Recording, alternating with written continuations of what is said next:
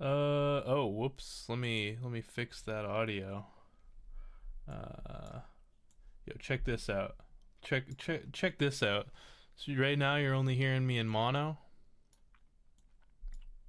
Hello. There we go. Right now you're only hearing me in mono. OBS. Here it is. This is the OBS input for my microphone. So everything's in stereo, and I want it in stereo. So what I'll do is I'll disconnect. My audio interface has two channels, and it's using them as left, right, but I have a mono microphone. So what I want is input one to go into both inputs. And then boom, I'm in stereo, baby. Nice. All right. I'm just eating lunch. I'm watching Cave Explorations Gone Wrong. Let's check out They Should Have Stayed Out. Cave Exploring Gone Wrong. Scary, interesting. In this video, we're going to go over 3 stories about cave exploring that went horrifyingly wrong. Today's final story is about a terrifying freak occurrence that has never happened before or since in the history of caving. I have to warn you, it is intense to say the least, so viewer discretion is advised.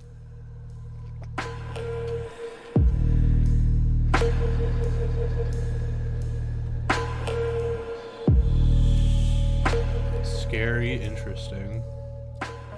In Alabama, 30 minutes east of Huntsville, there is a hiking trail that goes through the woods.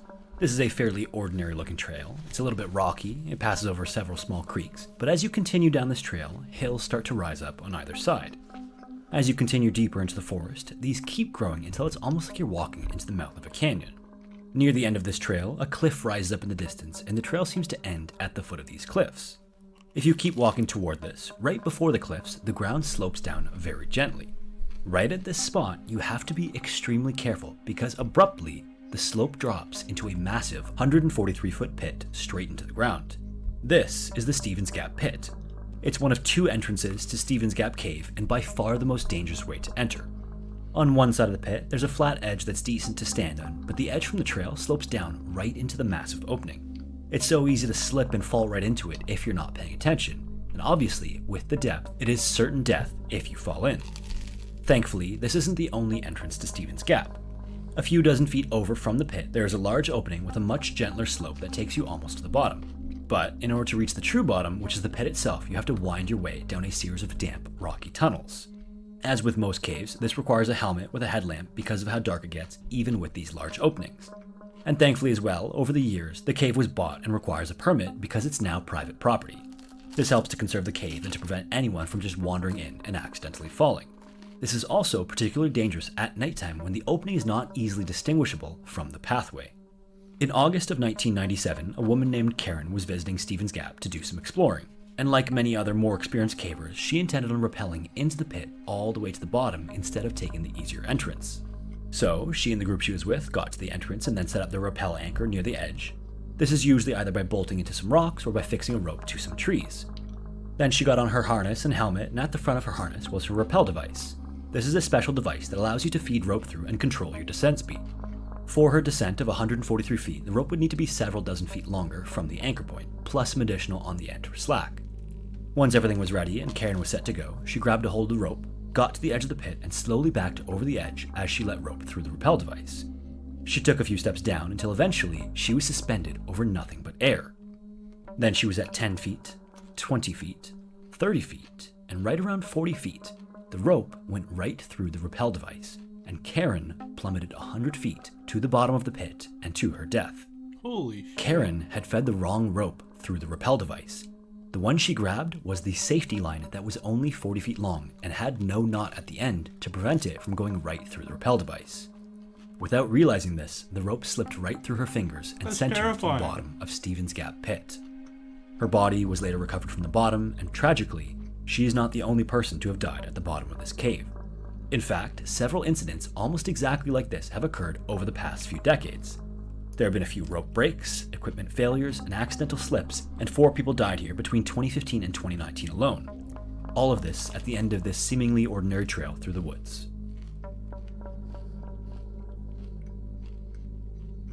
In May of 1990, 5 divers all gathered in a campground near Gainesville, Florida to do some diving.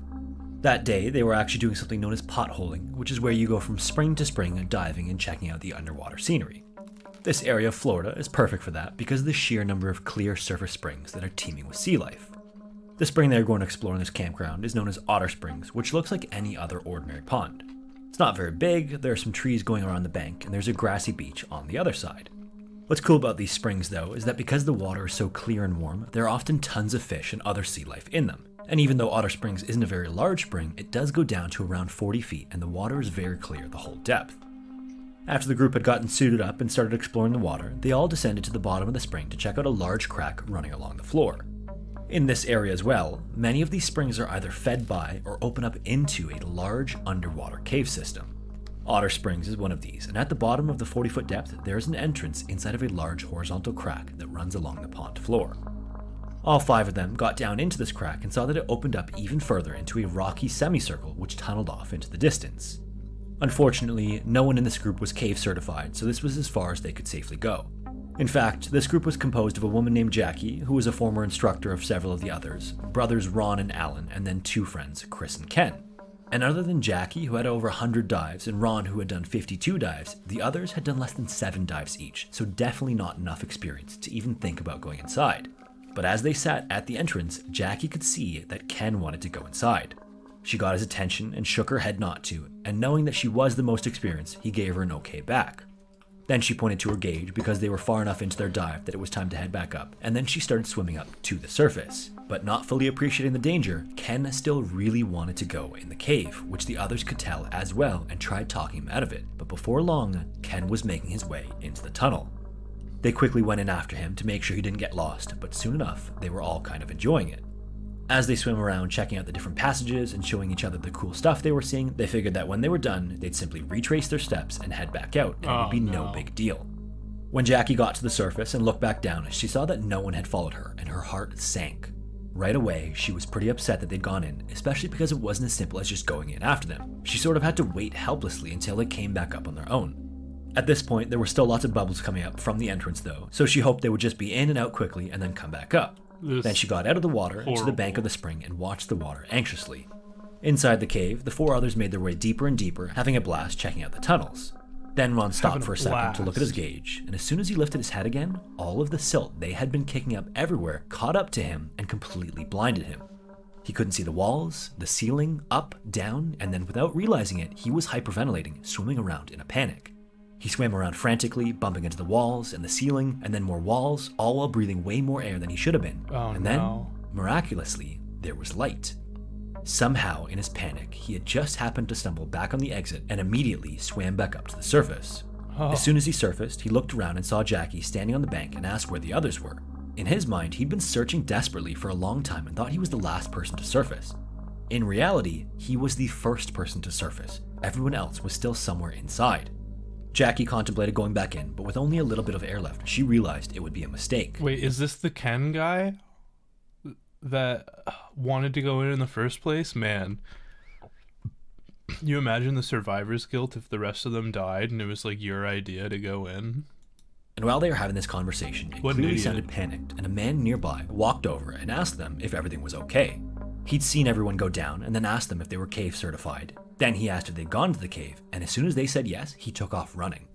By chance, there was a barbecue going on that day attended by diving legend Woody Jasper.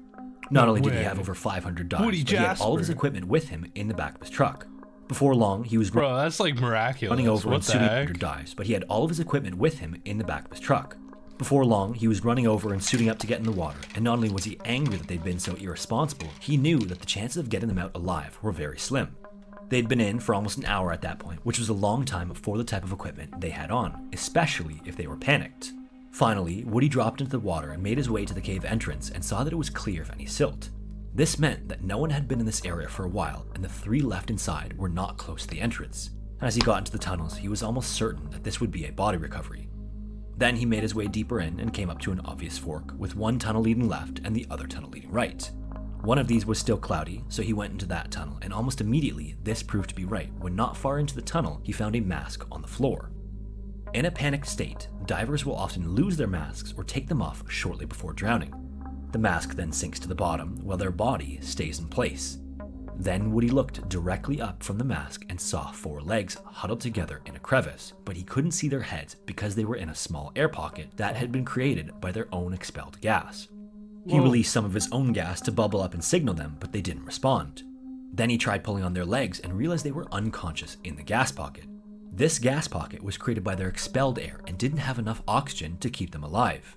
At some point, they had passed out and were now slowly suffocating. Upon realizing this, he grabbed one of them and immediately headed for the surface. As soon as he was out of the water, Jackie saw that it was Alan and he was blue and he wasn't breathing or responding. They got him back to the bank and started CPR right away while Woody went right back down into the cave. He quickly got to the fork and went back to the crevice, but this time, incredibly, the other diver was moving. The gas Woody used to try to signal them was just enough for him to regain consciousness. Woody then swam up to him and grabbed his hand to reassure him that help was there. On the surface, CPR continued, and soon enough they noticed that Alan's eye started to move around. It seemed as though Alan might pull through. Then all of a sudden, the person performing compressions actually felt a heartbeat under his hand as Alan started to regain consciousness. He still had tons of water in his lungs, and there was no telling how much brain damage he might have due to lack of oxygen, but at least for now, he was alive.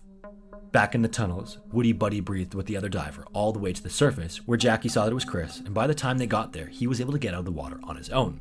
Woody immediately went right back down, this time to find Ken, who had been in the water the longest. Oh, Ken is the one who wanted to go in. Way back to the fork, then past the air pocket, and eventually to Ken's body. Unlike the other two, he had drowned. He was brought back up to the surface, and CPR was performed, but he would never regain consciousness. He was simply without oxygen for too long, and Jackie would even say he looked different when he was brought up. She knew right away there was no saving him. Wow. If you've seen my video cover stayed out in the Moss Till Caverns disaster, they really should have. If you've seen my video covering the Moss Till Caverns disaster, you might remember that it took place in Yorkshire Dales National Park in England. This area is unique in that it possesses the perfect combination of conditions for the landscape to be riddled with caves. The surface here is covered in limestone, and it rains in England as much as it's stereotyped to do, making this area a caver's dream. In this one national park, there are over 2,500 known caves and probably many more that have yet to be discovered. Many of these connect together through impossibly tight passages, and others are their own distinct, expansive systems. Many of these are just small potholes, and many of these are massive underground labyrinths that possess chambers large enough to fit entire buildings into. About an hour from the edge of this national park is Tadcaster Grammar School, which is the high school that takes students. I'm very interested to keep watching this. What should I play? On all sorts of exciting field trips. This might be out to the coast to see the ocean, or to the countryside, and yearly to the caves of Yorkshire Dales. And the students love caving. Contrary to what many people imagine caving as, it's not all tight squeezes and claustrophobia-inducing crawling. Caves come in different shapes and difficulties, with beginner and intermediate caves allowing newer cavers to explore the alien underground world without much of the associated danger. These are exactly the types of conditions that the students set out to experience in November of 2005. From the school in Tadcaster, they traveled an hour northwest toward the Park Welcome Center. From there, they traveled another 45 minutes or so through the rolling green hills of the English countryside. Along these 2-lane roads marked with little stone walls on either side, the students made their way deeper into Yorkshire Dales National Park before coming on a depression in one of the hills. From a distance, this looks like nothing more than a small divot in the green hillside, completely unremarkable. Where is it? It's covered in some bushes, and there's a tree stump on one side, but as you get closer, you can see that this depression keeps going into the hillside and eventually turns into a small opening. This opening is actually the entrance to a cave known as Manchester Hole. This entrance, as with many in the area, gives no indication of the huge expanse of tunnels under the Earth's surface. In fact, Manchester Hole alone kind of feel some Starbound too, but I feel like whenever I play Starbound, I'll play it for like a few hours and then it gets boring. So we'll go ahead and play some Stardew. Good old Stardew.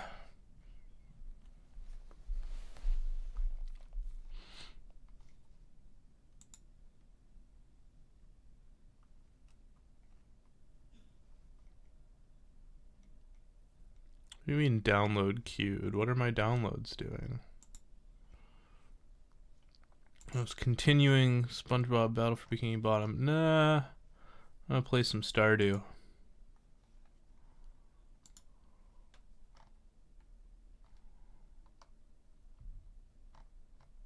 Where is it? It's under indie. Download queued. No, download. I don't know what it's downloading. Descends for over 1,000 feet underground, and it's even part of a larger system known as Goydon Pot. This larger system is miles and miles of tunnels that you'd never expect to be underneath the grassy hills above. But despite its size, Manchester Hole is not a very technically challenging cave. There aren't any super tight squeezes or large vertical shafts, and there isn't much special equipment required other than some waterproof clothing. This makes it a popular destination for amateur cavers and novices because you can still get all of the cave experience without any of the additional danger. And so it was perfect for this class of 14-year-olds on their first caving adventure. From a rocky creek bed, the group of 10 students and 3 teachers pulled on their yellow rubber suits and helmets fixed with headlamps and then made their way into the depression in the hillside. From the entrance, the bushes and other vegetation quickly disappears down a series of descending boulders as the light no longer filters in. The group then made their way into a horizontal corridor filled with large, jagged boulders and about an 8-foot-high ceiling, and already it was very dark. Just the smallest amount of light from their headlamps lit up the hallway.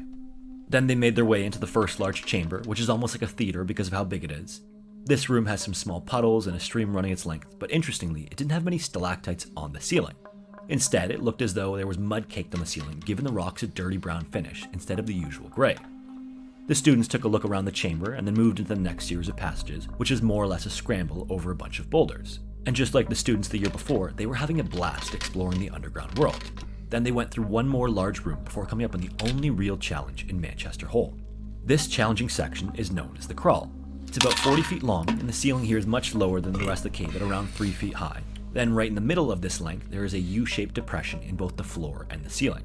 So as you're crawling along, you have to go down into this depression and then back up on the other side. But in comparison to the tight squeezes of some other caves, this crawl isn't much of a challenge. 3 feet is more than enough room to crawl comfortably, so one by one, all of the students made their way across the 40-foot crawl that had about 6 inches of water running along the bottom. Now over 1,000 feet into the cave and a couple of hours into the trip, the students split into smaller groups and started checking out some of the fossil formations that cover the walls at this depth. It was around this point in their trip that they might have noticed something terrifying happening inside the cave. I'm gonna play Upriver of the Manchester Hole is a water reservoir that supplies water to the nearby area. Water. On one side of this reservoir is a dam to keep all of the water in, and this stone dam has a walkway that runs across the top. Supporting this walkway are these big stone arches that look similar to the arches of an aqueduct. The water level in this reservoir fluctuates based on the demand nearby and how much it rains, and so inside the reservoir, this means that the water level will either be far from the arches or right up to the arches. Traditionally, the water level inside Manchester Hole can be reliably predicted by how close the water is to the arches. When the water is close to the arches, this means that it's been raining a lot, and so naturally, there will be a lot of water inside the cave. When the water is far from the arches, the cave is much drier. Okay. That day, the water was high, but there wasn't any rain in the forecast, so this shouldn't have been an issue. Except, that day, while they were exploring, the winds on the surface became violently strong and caused massive waves to form in the reservoir.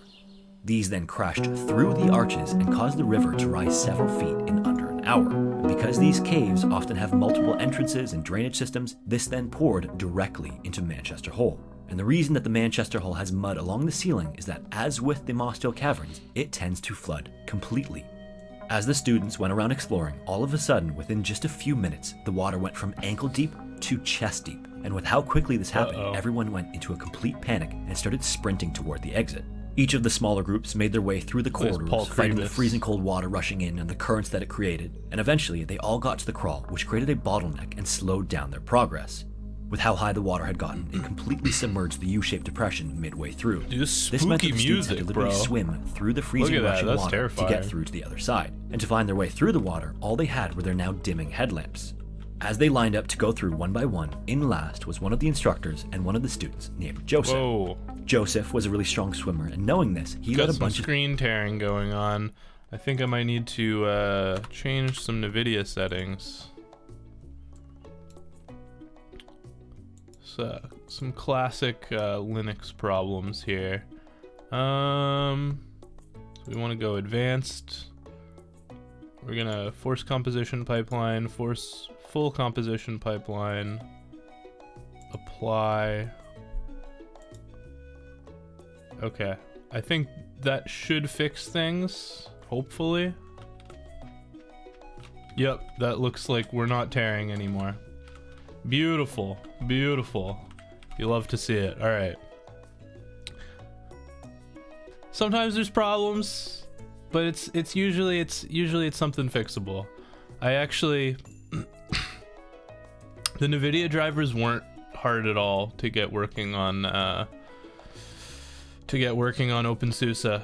The instructions were very simple to follow. I was using like Nobara before, which is like Fedora with NVIDIA drivers already pre-installed amongst other things. But yeah, once you've done it a few times, getting NVIDIA drivers installed isn't very difficult. I think though I kind of want my next card to be AMD, because it would be nice to just have a card that just works. Plus I have an AMD CPU, Ryzen 9 5900X, and apparently the modern AMD cards work synergistically with the AMD chips, the AMD CPUs somehow. I'm not sure exactly how that works, but I don't know.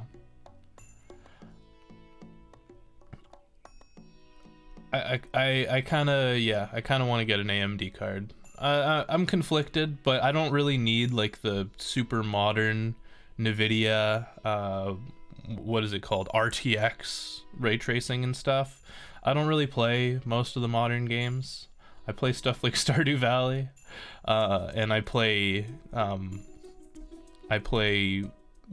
like classic retro games that I'm totally not emulating, guys. Now, yeah, I play a lot of emulator games. The one thing I think I would miss though, from a NVIDIA card is the NVENC rendering, the NVIDIA encoder rendering. That first of all, I think for like live streaming and stuff, it just performs better than AMD because of the NVIDIA encoding. It's like it's capable of doing screen capture without actually like impacting performance at all. I think I've heard that, but also just the NVIDIA encoder for like rendering videos allows you to use GPU acceleration for like rendering a video, which makes it render a lot faster. That being said, my CPU is like, if you're rendering with Ryzen 9 5900X, like 12 cores, 24 threads, if you're rendering on like a multi-threaded mode, it is incredibly powerful. I mean, it's no Threadripper obviously, but it's, you know, quite powerful. But it is nice having the little bit of GPU acceleration. I have a pretty old GPU though at this point, so it's probably not that big of a deal. I don't know. Does AMD have? I'm gonna look it up because I'm curious now. I wasn't wasting time, was I? It was paused, right? All right, anyway,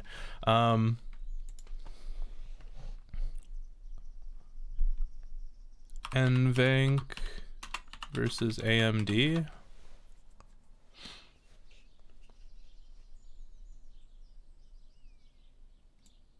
I can't read this because of the video in the corner. Streaming looks just as good on AMD. Not only does NVIDIA's NVENC encoder have good quality, but it also doesn't use very much data, which is crucial for streaming.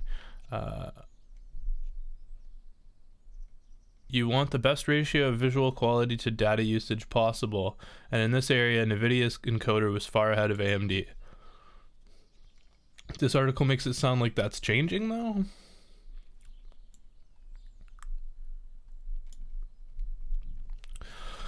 Although AMD makes some of the best graphics cards, they have been less competent than NVIDIA GPUs for they've been much less competent than NVIDIA GPUs for streaming.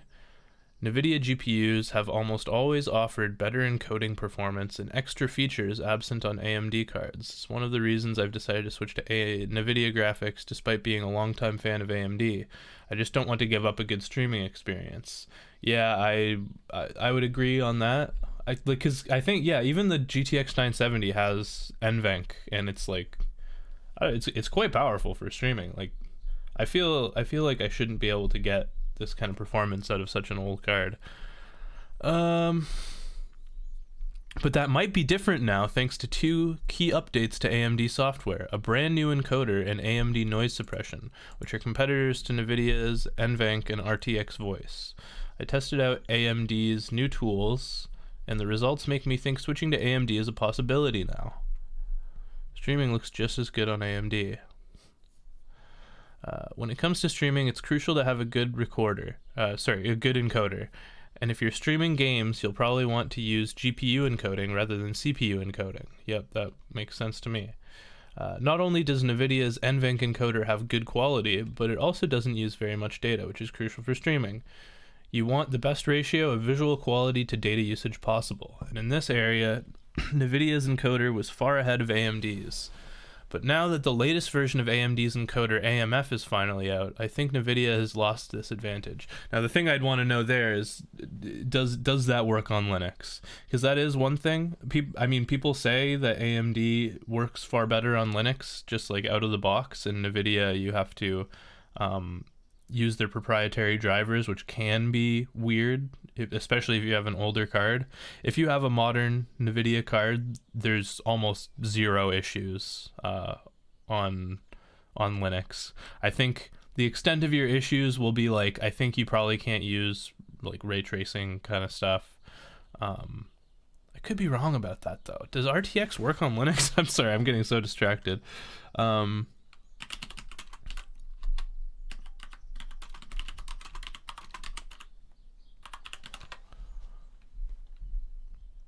It works in native Linux games and is fairly limited in Wine. Oh, okay.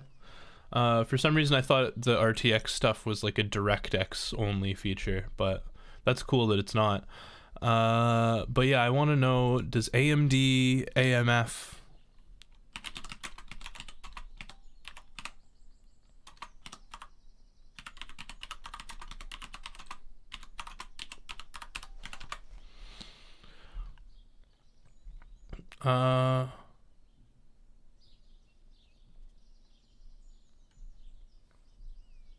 AMD's AMF encoder requires their proprietary packages, which are only packaged for a select few Linux distributions.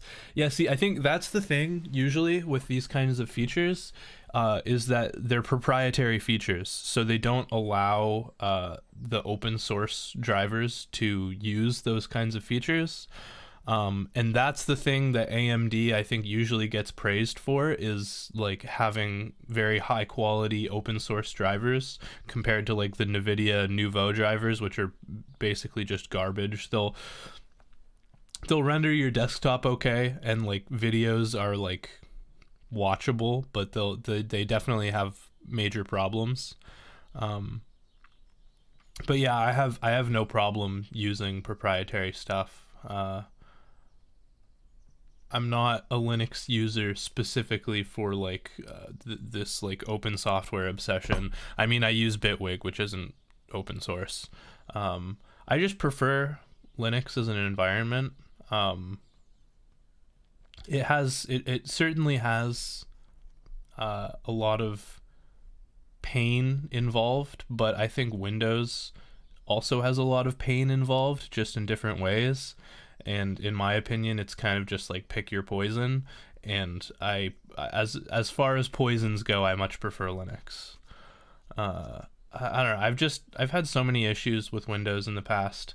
I think the main thing for me, then this is just my feeling about like comparatively, is you'll probably run into about the same amount of problems with Windows as with Linux, but with Linux it feels like you're more in control. It's much more of like a power user's operating system, and I'm not much of a power user. I've gotten some experience with like the terminal and stuff, but I'm not like I'm not like a super I don't know. I'm not like a computer programmer that's like. There are some people who use Linux that they run. They prefer no GUI and stuff like that. I prefer GUI software most of the time.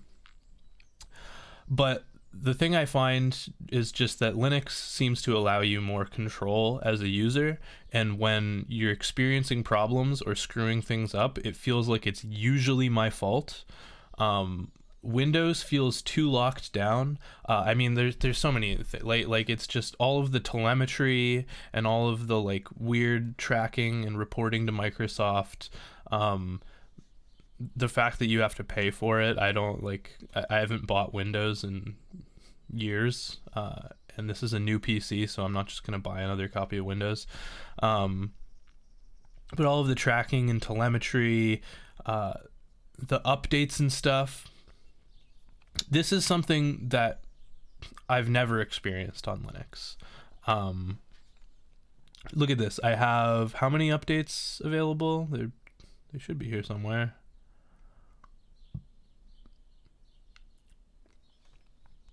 Sorry, I'm getting so distracted, but let me open up Discover. And it should tell me that I have a bunch of updates waiting. But it's never going to install those updates without me telling it to. And that's what I really like. The thing that infuriated me and made me leave Windows was the way that Windows will just like force updates on you. And I remember I'd turn off automatic updating, and then you'd log in one day and somehow it turned automatic updating back on and would screw something up. I remember Windows forced an update on me one time, and then 189 new updates. It was 130 something yesterday. So this is a rolling release distro, so it's constantly giving you like all of the newest, latest software updates and stuff. But you don't have to update it if you don't want to. I've read some people on OpenSUSE Tumbleweed have gone like a year without updating, and then they update and it didn't like break their system or anything, which is very impressive. If that's, I don't know if the same would happen to me, but yeah, look at all this stuff. But it's never gonna force this. Wow, that's a lot of stuff. But it's never gonna force this. Yeah, I remember Windows forced an update on me one time, and then it broke my graphics card. Not literally, but it was like after that update, every time I would be using my computer for like 10 minutes, the screen would just go black. And then one day, like 6 months later, they updated it again and it fixed it. And it was just that experience was incredibly frustrating. Because the thing is too, I don't know, maybe on Windows you can like go back to a previous like backup before it was updated or something like that. But in Linux, if you install updates, I mean, especially in OpenSUSE Tumbleweed, if you install updates and it breaks something, you can just roll your system back to before that update got installed. Or you can even because again, you have so much control over these things, you can do some reading and people will be like, oh yeah, it broke my system too. It's the new kernel is not compatible with X, Y, or Z. Just go back to the previous kernel and you just install the old kernel and you're good, or something like that. It feels like a lot of the problems in Linux have real solutions that if you know what you're doing, you can fix it, and you can, I've had so many situations on Windows before where it's just an update breaks something and you're just out of luck. It's sorry, nothing you can do. Wait until Microsoft fixes it. It's just I feel like having more control over your system makes things a little less user friendly, but it also makes it so that you can solve your own problems, and I feel like that's a worthy trade-off, and it's good to know how to I don't know, it's been very rewarding for me to learn how my computer how my operating system functions better. and all that jazz. Anyway, sorry, I was reading this article, and then we'll get back to Stardew.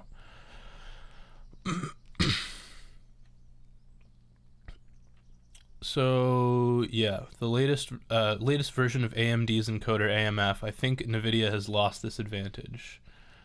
The above image is from the opening shot of 3D Mark's Time Spy benchmark, which I recorded using optimized streaming settings at 6,000 kilobits per second. What am I streaming at? Damn, I'm streaming at 10,000. That's crazy. I don't know a whole lot about streaming. This is all kind of new for me. I selected this specific part because there is lots of foliage, which is often difficult to capture with good quality, especially when there's very little data to go around. But as you can see, the difference between AMF and NVENC is essentially non-existent. AMF did well in the rest of the benchmark as well, and you wouldn't be able to tell the difference if the two recordings weren't labeled. It's especially important that AMF was able to achieve the same bitrate that NVENC was using. It would be pretty much pointless if AMF looked good but needed a substantially higher bitrate to compensate. Twitch, arguably the most popular game streaming platform, only allows up to 6,000 kilobits per second, which is a very small amount of data to work with. Is that true? Has that must have changed by now, right? I don't know.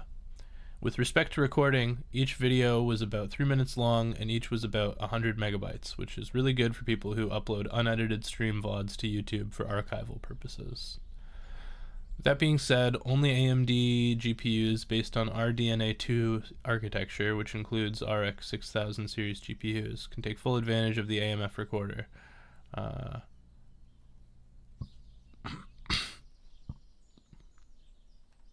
Older GPUs don't have support for B-frames, which help to increase image quality. It's a limitation of hardware, not software. So your RX 5700 XT will never be quite as good.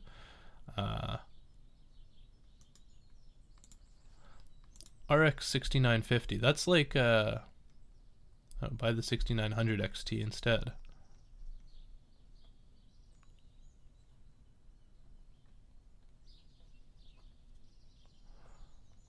Outperforms the RTX 3090. That's pretty impressive. The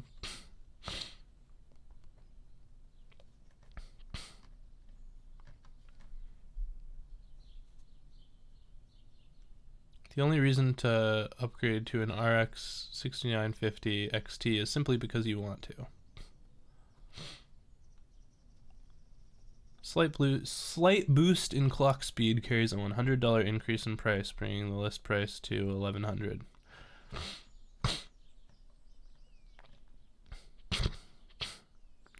Yeah, that's really hardly any difference at all. 77.9 FPS to 82.1 FPS. I do want to get a new GPU at some point.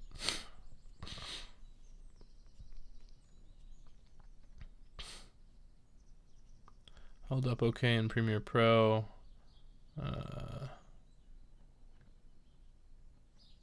Oh, that's the other thing I want to consider. Right now I edit with Kdenlive, but I kind of wanted to do for like more serious professional stuff. I kind of wanted to get a copy of DaVinci Resolve, the Pro version, because that's the one that has like all the codecs and stuff. And I seem to remember hearing that NVIDIA works better for the Linux version of DaVinci Resolve.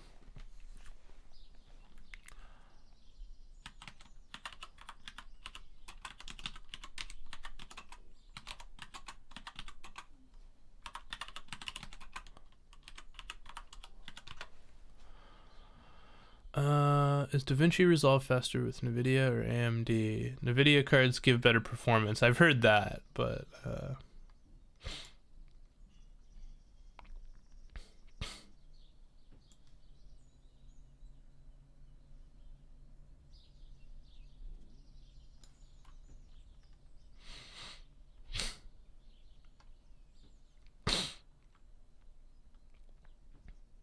no 10-bit support. Okay.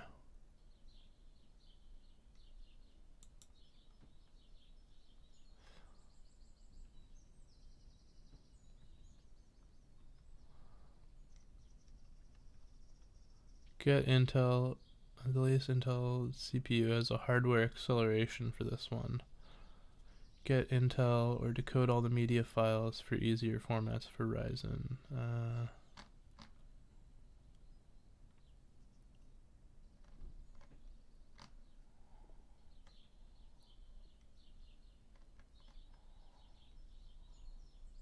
Hmm.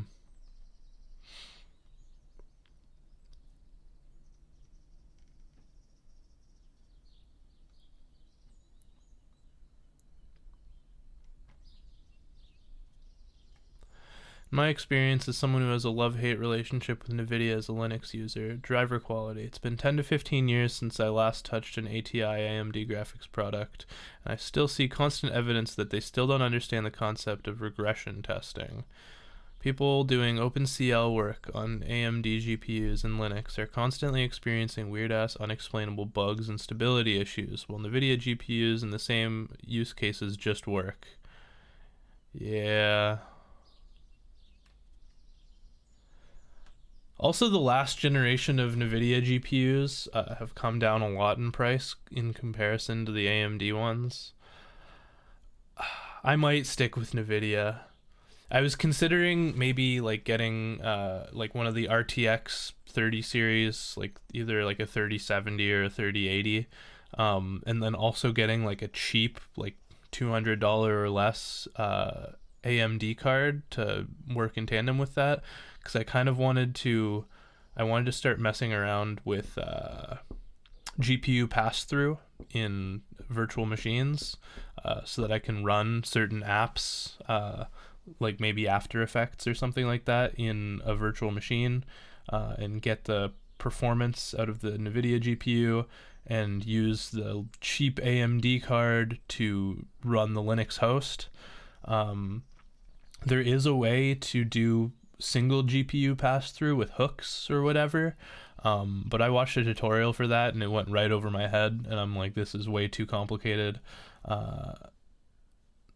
And it would be nice to just be able to, because what happens with a single GPU pass through is the screen goes black for a few seconds as it gets transferred over, and like, so you can't interact with the Linux desktop while you're in Windows and vice versa.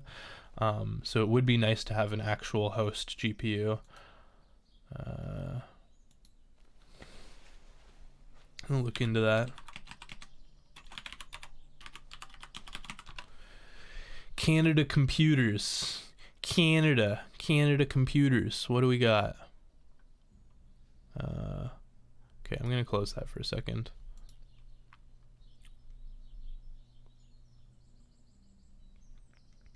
PC components. We want desktop graphics cards.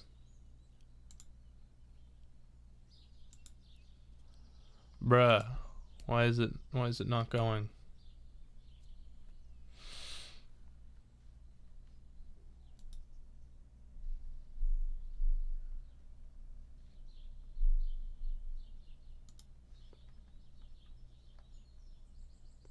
Yeah, look at some of these prices, man. These cards have come down a lot. Okay, no, block.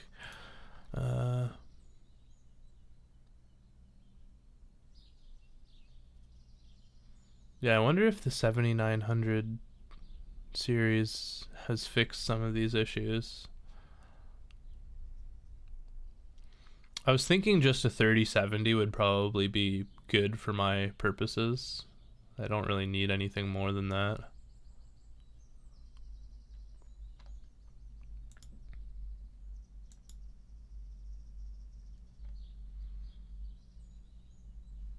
What about 3080? All of these are 3070. Oops, not that one. 3080. I don't know why I can't see any of them. Yeah, it's significantly more. One's open box.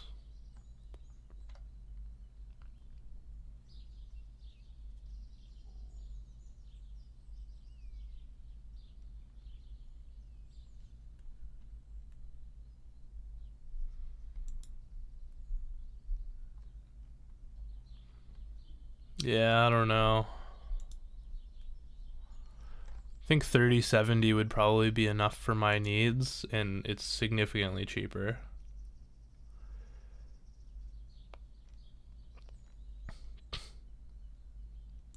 Like 769 for...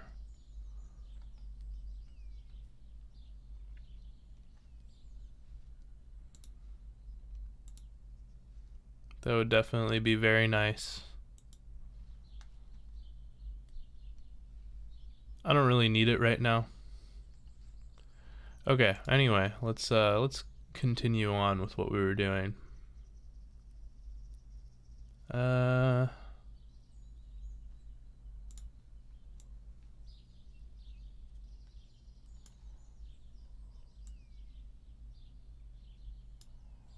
Students go through before him to make sure they could get through the strong current.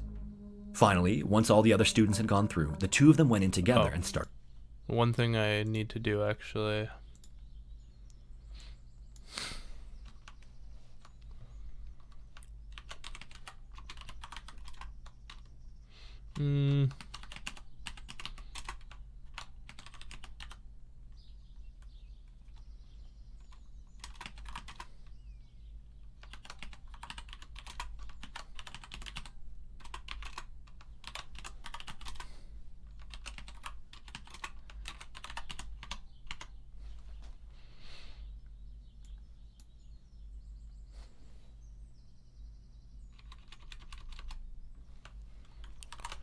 Just hanging out.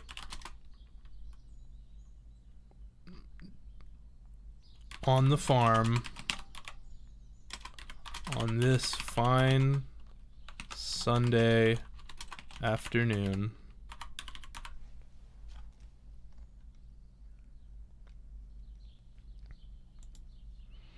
And we'll do...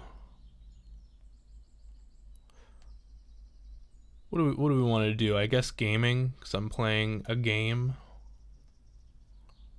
I don't know if there's any... Yeah, I guess that's it. Gaming. Game title. Stardew Valley.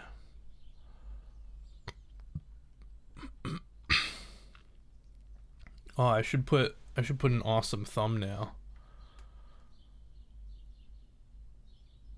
Not for kids.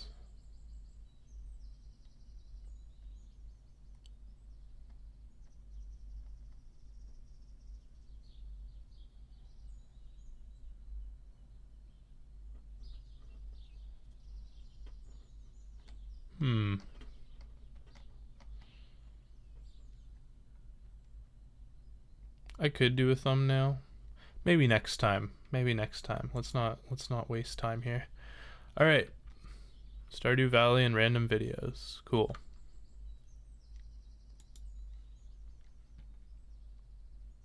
Started swimming. Before they could get to the other side, they bumped into students fighting the freezing cold water rushing. As the students went around exploring, all of a sudden, within just a few minutes, the water went from ankle deep to chest deep. And with how quickly this happened, everyone went into a complete panic and started sprinting toward the exit. Each of the smaller groups made their way through the corridors, fighting the freezing cold water rushing in and the currents that it created, and eventually they all got to the crawl, which created a bottleneck and slowed down their progress. With how high the water had gotten, it completely submerged the U-shaped depression midway through. This meant that the students had to literally swim through the freezing rushing water to get through to the other side. And to find their way through the water, all they had were their now dimming headlamps. As they lined up to go through one by one, in last was one of the instructors and one of the students named Joseph. Joseph was a really strong swimmer, and knowing this, he let a bunch of students go through before him to make sure they could get through the strong current. Finally, once all the other students had gone through, the two of them went in together and started swimming. Before they could get to the other side, they bumped into some of the other students who hadn't cleared the way yet and forced them to turn back around. So they came back out on the other side, waited for a few moments, and then went right back in. This time, Joe went ahead of the instructor, and the last time she saw him, he was heading through the tunnel ahead of her. This time, she came up out of the water, and the way was cleared, so they all kept running toward the exit. Thankfully, they made it safely to the surface, where they were surprised to see that no rain had fallen, but the creek that was there when they first entered was now a rushing river. Then they did a head count and got 12. Then they counted again, and it was 12 again. And then they realized that Joe wasn't with them. Joe hadn't made it to the other side of the crawl, but in the chaos, My sources tell me you've been poking around inside the old community center. Why don't you pay me a visit? My chambers are west of the forest lake, in the stone tower. Yeah, okay, I know where he is. I may have some information concerning your rat problem. I have a rat problem? Since when? Oh man, I really gotta clear out these fields. Some brutal stuff. I don't know why. No one had realized until they made it out of the cave. And in the area they were in, there wasn't even any cell reception to contact emergency services. As soon as they were in range, Really they made the doesn't call, like and by having, late afternoon, the video 40 going over rescuers top. descended on the cave. With the water already much lower, it took them less than an hour to make their way to the crawl, and tragically, Joe was found lying lifelessly on the other side. He was in a state of severe hypothermia and was removed from the cave and taken to the hospital as fast as Festival. possible, but unfortunately, he never regained consciousness. Rip. This was just devastating for his friends and family because not only had he died a hero trying to help other students, he was just beloved by everyone. At Tadcaster, he was a star student and athlete and was considered by everyone to have an incredibly bright future ahead of him. To make matters worse, it's not entirely clear what happened that caused his death. The leading theory is that the combination of the dimming headlamps, the freezing water, and a possible surge of water resulted in him going down the wrong passage. Then, he wasn't able to make it back before running out of air and passing out.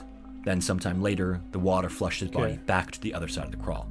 With this tragic loss, obviously, many people were angry and felt that there was some negligence on the part of the instructors. With the reservoir being such a short distance away, it was seen as irresponsible not to check the water levels. But over the course of the court proceedings, it was found that other than the freak wind, the instructors had followed all of the other safety protocols and procedures and ultimately ruled that no one was responsible for Joe's death. In the history of caving in Manchester Hole, the water levels have never risen as quickly before or since. It was just a tragic and freak occurrence. Hello everyone, thank you so much for watching, Okay, and very, hopefully... very cool, very interesting. I'm gonna try and fix this. This is messed up.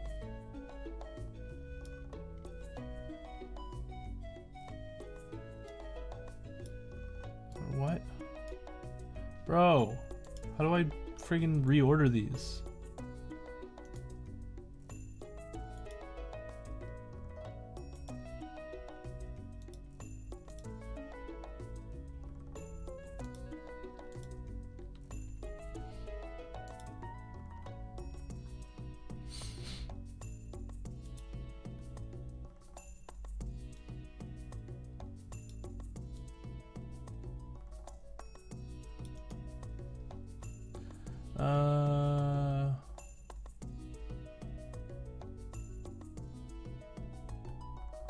Center, okay.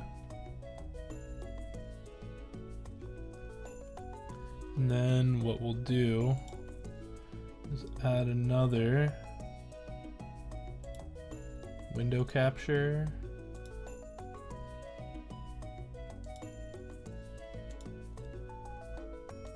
There we go.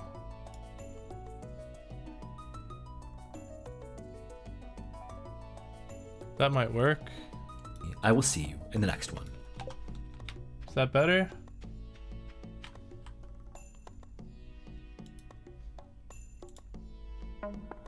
What is it about caves that gives you that They pit in locked your him stomach? inside. Is it the darkness, the tight squeezes, or just how easy it seems to get lost forever? Okay. In today's I think video, that's we're better. going to go over 3 stories that I think truly highlight all of the reasons why we find caves to be terrifying. It's the As Egg always, Festival. viewer discretion is advised. How much money do I have? I could buy something here. I could buy a plush bunny, a lawn flamingo, strawberry seeds. 10 miles south of Bloomington, Indiana is the state's 4th longest cave, Sullivan Cave. With a total mapped length of almost 10 miles, the cave is owned and managed by the Karst Conservancy and is not an ordinary tourist cave despite its size. There's no Groups wanting there's to no explore it scarecrow? have to apply to enter and Rare are crow? recommended to be expert or advanced cavers because of That's its too bad. difficulty. Because of its size as well, the tunnels are not well lit and you have to have all of the proper equipment like lights and padding to explore safely. Okay, meh. I think it's causing lag, so I'm just gonna play some Stardew Valley.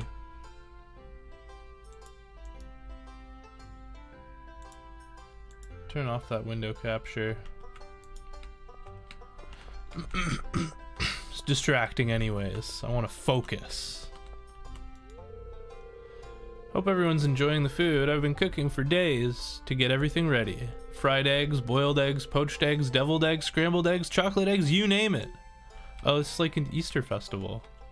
Oh, we're getting close to Easter. It's almost March. Yeah, I put something nice into the punch. Whoa! Pam. That's not cool.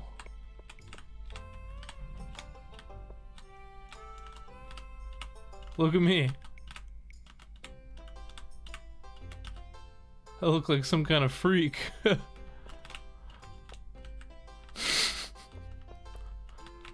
My character is a purple space alien. Marnie. Welcome to the Egg Festival. Compliments of my wonderful brood of hens. Do you think everyone's ready for the egg hunt yet? Not yet. I still gotta talk to everyone. Who am I trying to marry? I don't even know. Who do I got?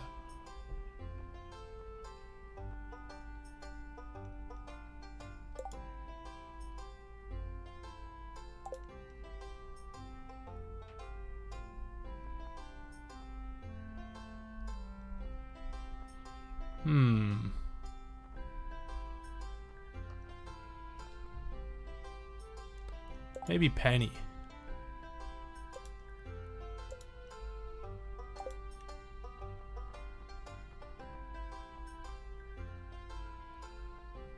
In my other game, I married Abigail because she likes quartz, and quartz is extremely common. So you can just get a bunch of quartz and keep giving her that. Maybe Maru. What does she like? Fruits and vegetables? I don't know if that's what that means. Sam. Who's this one? I guess I haven't met her yet. Oh, she's single too.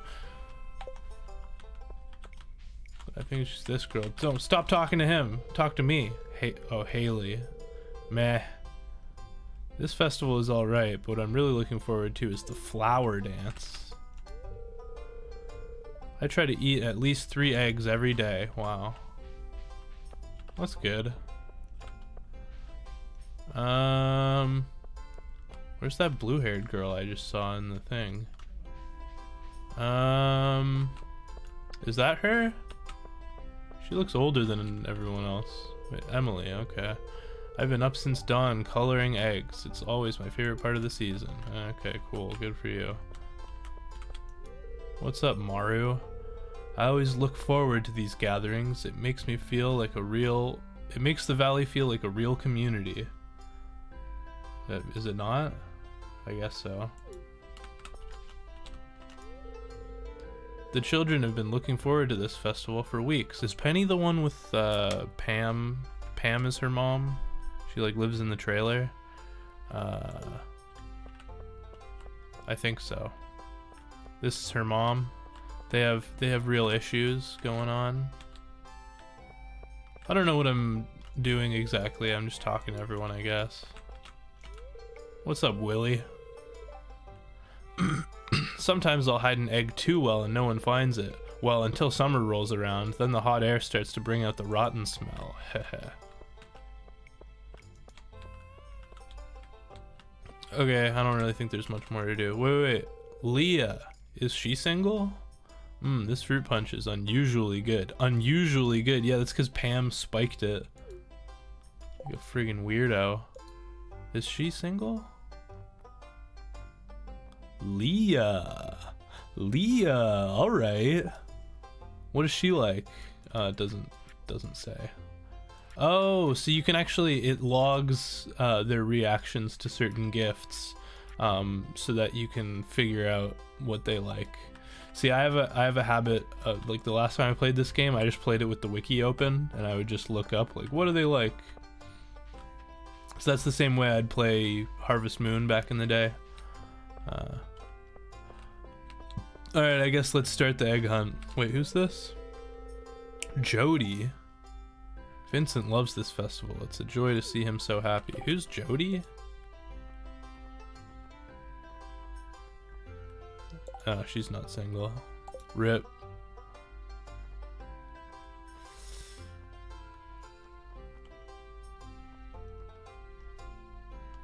Alright, yeah, I guess let's start the egg hunt. Where'd the mayor go? I just saw him earlier. Oh, there he is.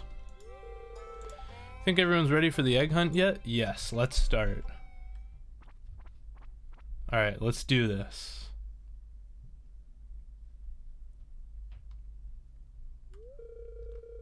It's time for the highlight of today's festivities, the annual spring egg hunt.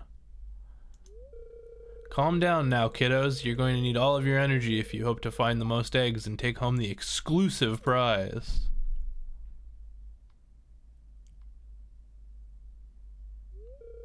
Now, is everyone ready? Let the egg hunt begin. Okay.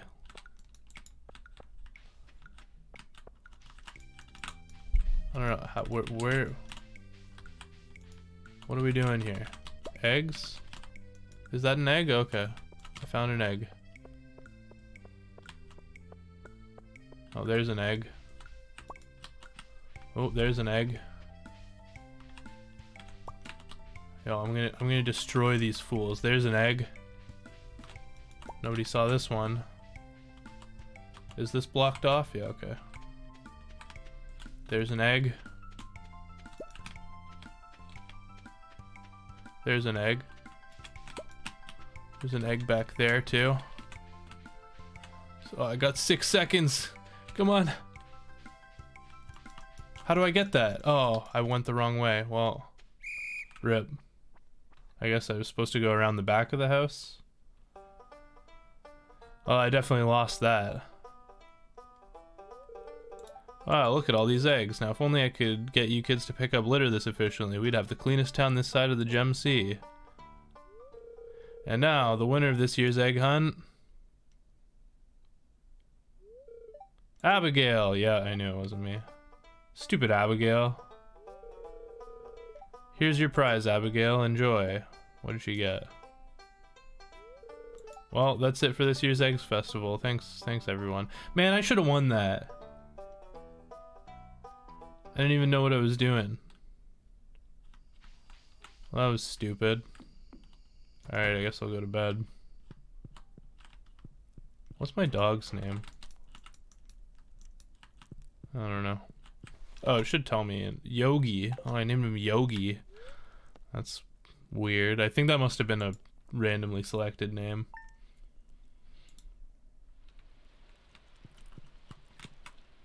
Is it raining? Nice. I'm gonna go to the mine.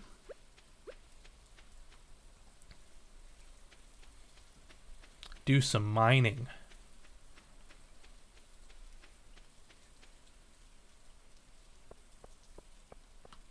Speaking of mining, maybe I'll play some Minecraft later.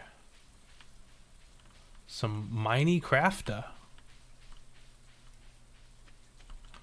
I love Minecrafta.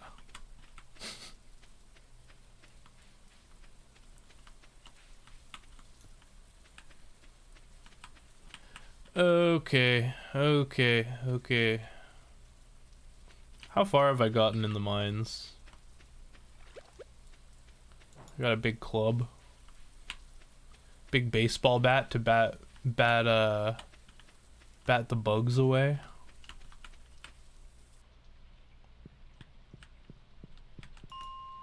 I got down to floor 25.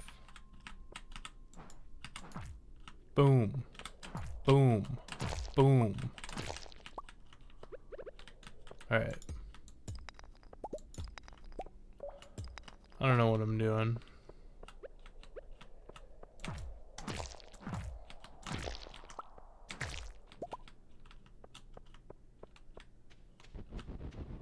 Oh shit.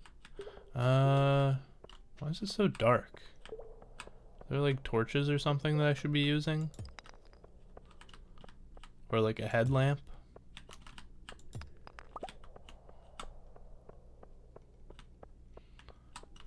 There's no minerals that I've found here, so I guess we'll just mine rocks until we get to the exit.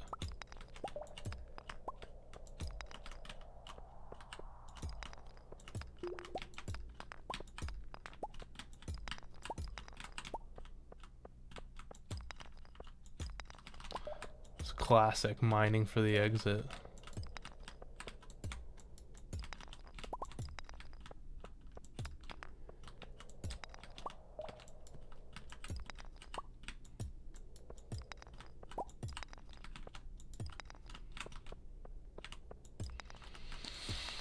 Man, oh, there it is.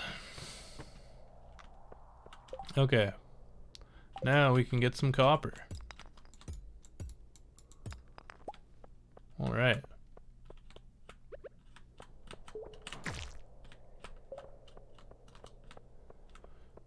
More enemies here? Yeah, okay.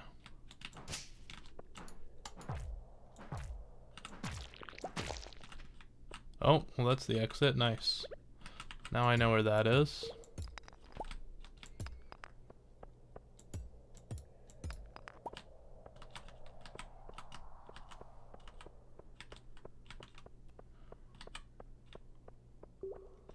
I love playing Minecraft.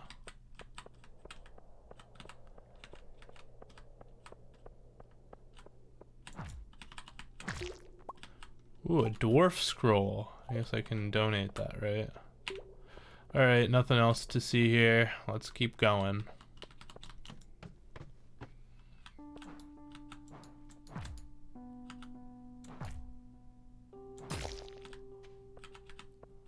No enemies here?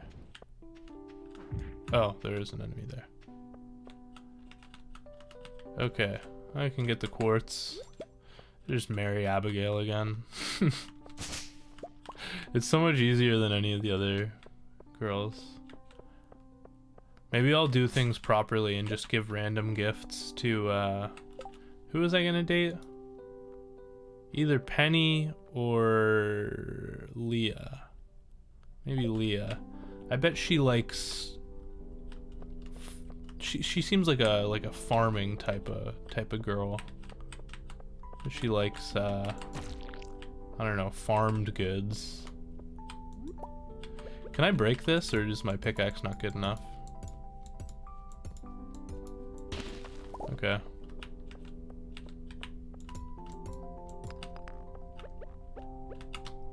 Get out of here.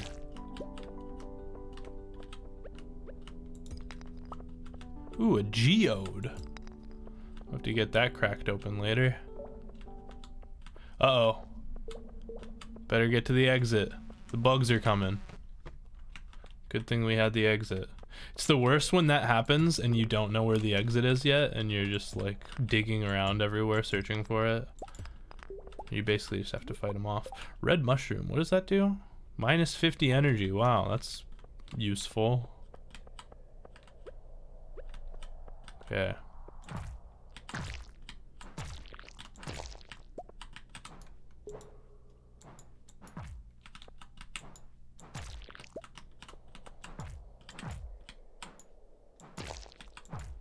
Whoa.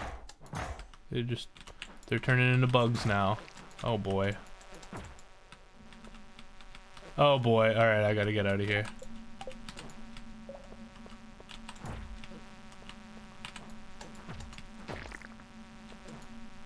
Alright, yeah, I gotta get out of here. It's 29. Alright. Did I bring food with me? That's a good, worthwhile question here, because, I guess I can eat the cave carrot. Alright, let's eat some of those.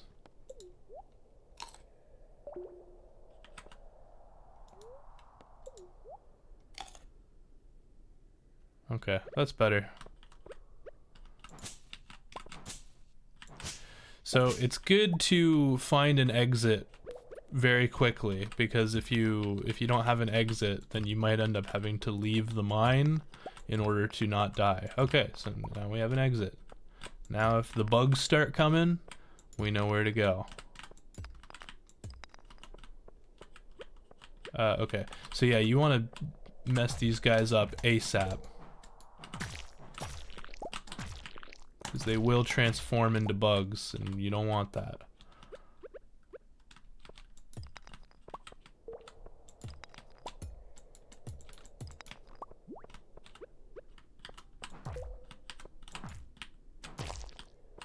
What What did he drop? Small glow ring. Ooh, that'll help me deal with the low light situation. Put that on.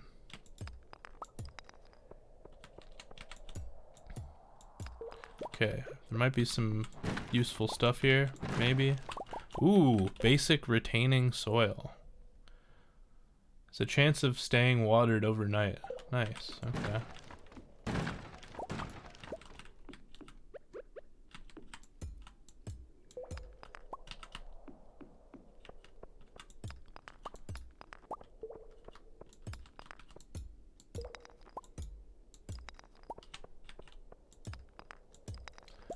I might put a video on again at some point. I'll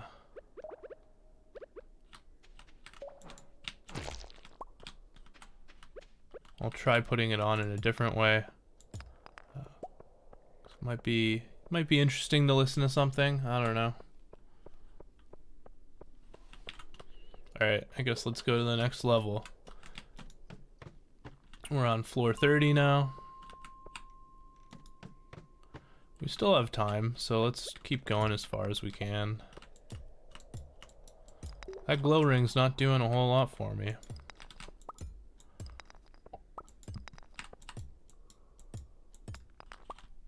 Okay, is that an enemy? No, it's a rock. Oh, it's amethyst. That's actually Abigail's favorite. She loves that. But we're not doing that this round. I guess let's throw out the bug meat. I think that stuff's literally useless. Could be wrong, but pretty sure that's like actually just useless.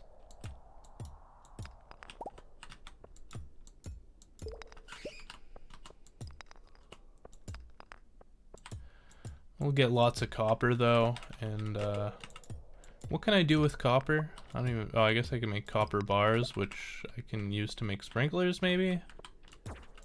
Uh-oh.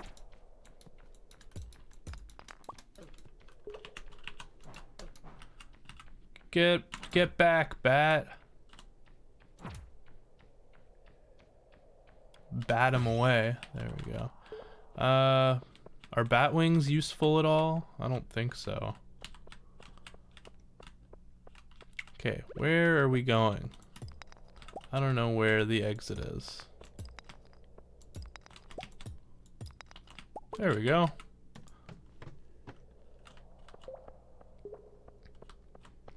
Ooh, we could... Man, get out of here, bat.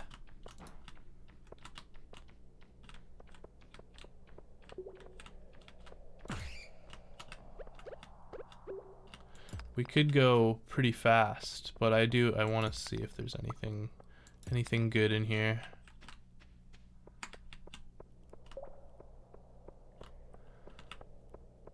Seems like there's nothing in here. Might just have to go right to the next level. Man, there's really nothing, huh? Alright, let's go then.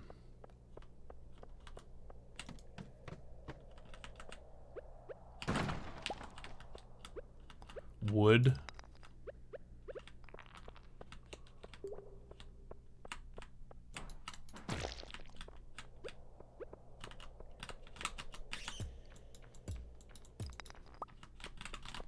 Whoa, whoa, whoa, what is that? It's like a skeleton. What the heck is that?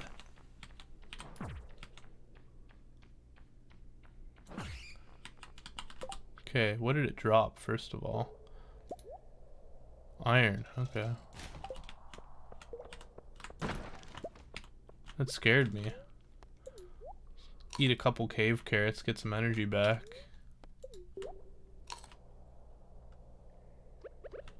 Okay, let's try and find the exit ASAP. So we're getting pretty dangerous on time. 34. Okay, now we have the next level.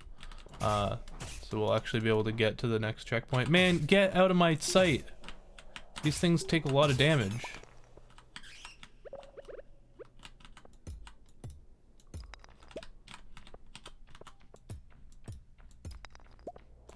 Just get some... Man! These bats are so annoying. I need a better weapon because they take way too many hits to kill.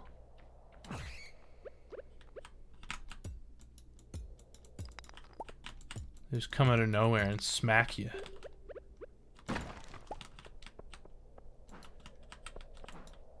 What the?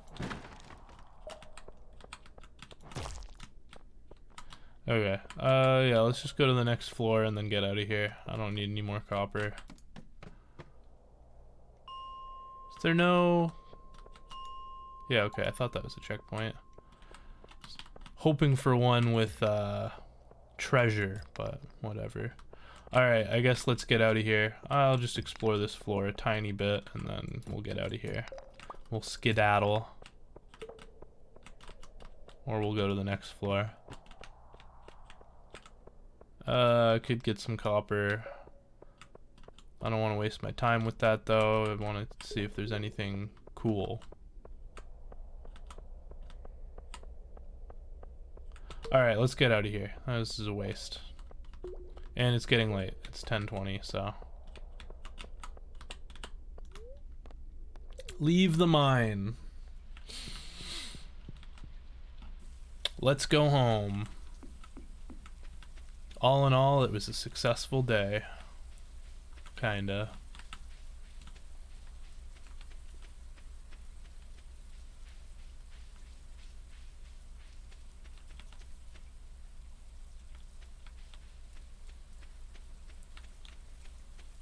Oh yeah, I took my fish pills, but I forgot to take my vitamins. I'll do that in a second. My vitamin gummies. Ooh, is that a help wanted? Looking for a handsome young man to bring me herring. Okay, Haley. Say no more. I wasn't into her though. She's, you know, not my type. Not really my type, you know. It's a bit more of a, I don't know. It's not really my type. Wait, is that harvestable? I didn't even realize. Oh shoot, that is harvestable. Okay, I should throw something away. Throw away some sap.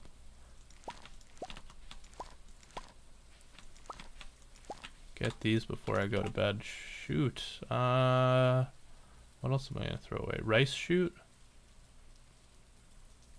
What season is it? Is it spring? Yeah, I think it is spring. I should plant those rice shoots. We still got time. Ancient seed. Okay, what am I throwing away here?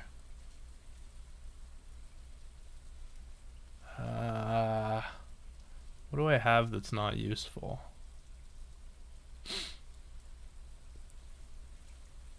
Cherry bombs? Let's throw away the fiber. That's so easy to get anyway.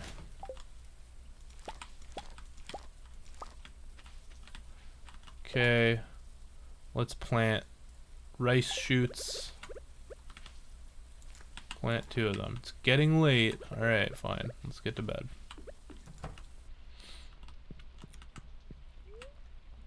Go to sleep. Mining level 3. Pickaxe proficiency. New recipe, miner's treat. It's a big lollipop.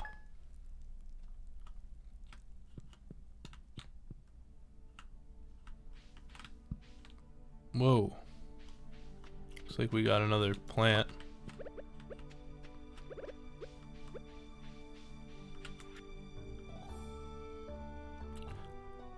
I know you're just getting started as a gardener, so I wanted to give you a little tip. Most crops only grow in one season. When summer arrives, your spring crops will all die out, so plan ahead. Granny Evelyn. Alright. Oh, and there's another one.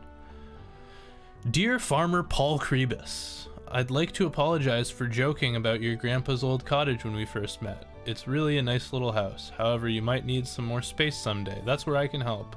If you bring me some raw materials and pay a fee, I can expand your house. Oh, this is Robin. The first expansion I offer includes a kitchen. With a kitchen, you'll be able to cook any recipes you've learned. Anyway, I hope you're starting to feel at home in Stardew Valley. Your local carpenter, Robin. Cool. She's a carpenter. Nice. Yo, berries? Since when do I have berries? Man. The inventory thing's getting a little annoying. I need to get another space there.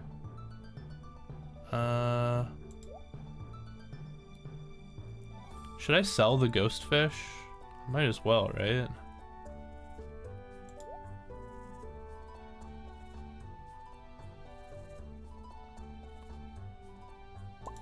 Okay, yeah, let's do it. Salmonberry.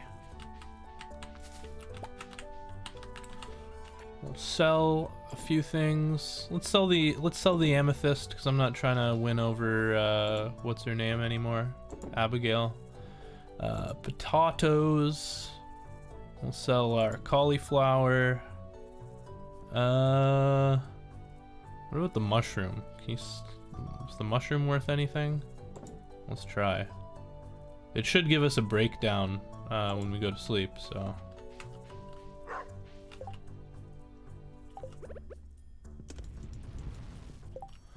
And we'll start forging some copper. Okay. So what we're gonna want to do after we water our stuff, is that just grass? I don't remember if I planted anything there or if that's like a weed. I need more water.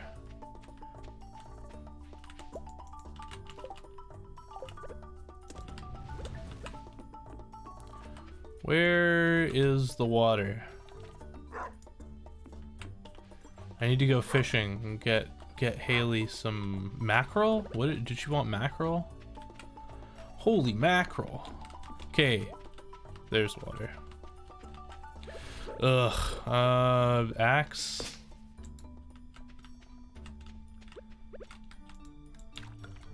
Need water.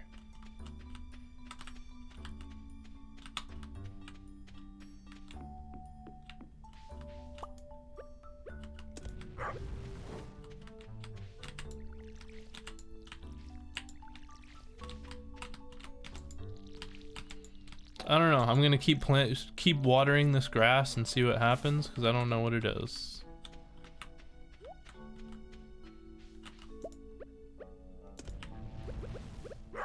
Yeah, we'll sell the salmonberry.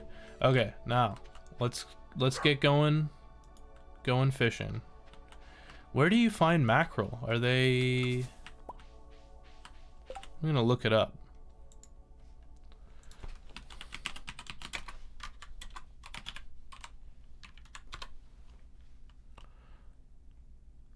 You found in ponds, lakes, rivers, oceans, or within certain levels of the mine. Okay, so like literally anywhere? Oh wait, no. Okay.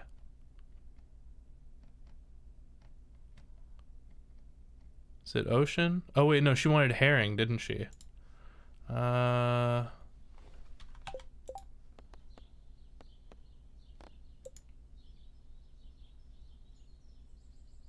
It's the final day. She wants herring. Okay, so that's ocean, right? Yeah, we're going ocean. Okay. I gotta do it fast though, because she's gonna be I'll run out of time pretty quick, eh? Okay, let's do this.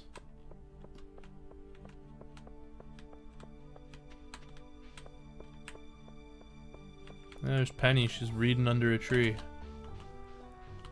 Which way do I go? Is it this way?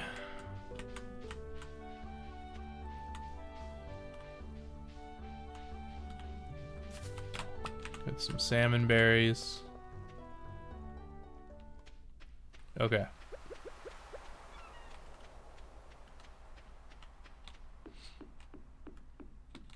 Should I get bait?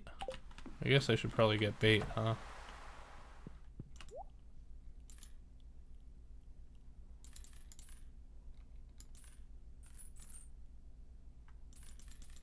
That's enough for now. Oh. I think I need a special fishing rod in order to use the bait. Okay.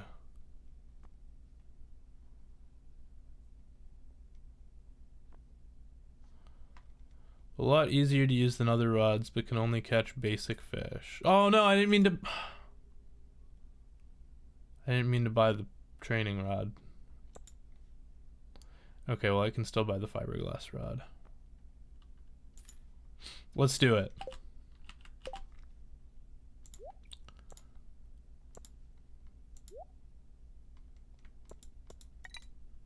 There we go. Nice. Let's I don't know, I might as well throw these away, right? I really don't need them.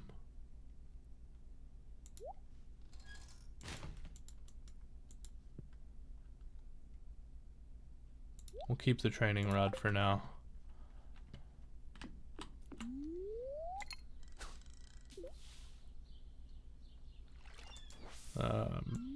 Stupid.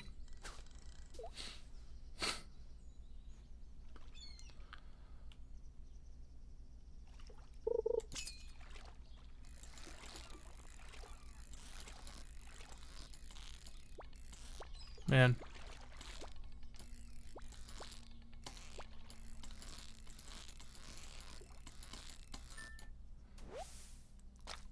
Sardine.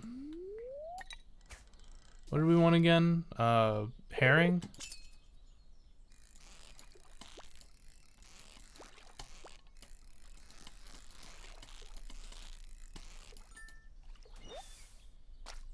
Halibut. Give me a herring.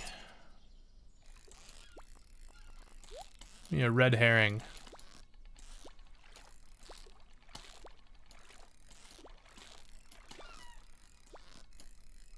I don't need the treasure chest. We're good.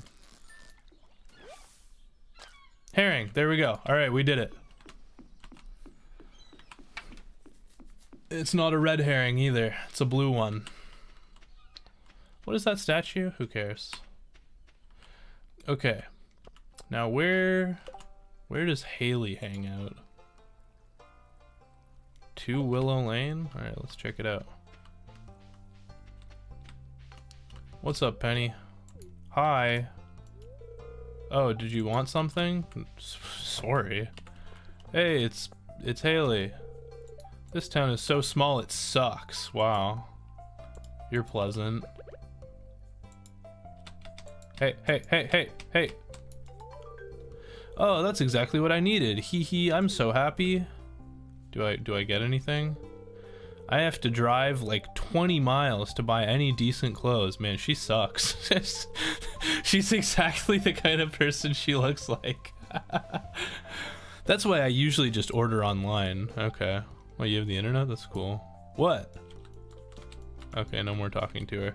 Hey, what's up, Leah? The trees look nice today, don't they? See, she's so much nicer.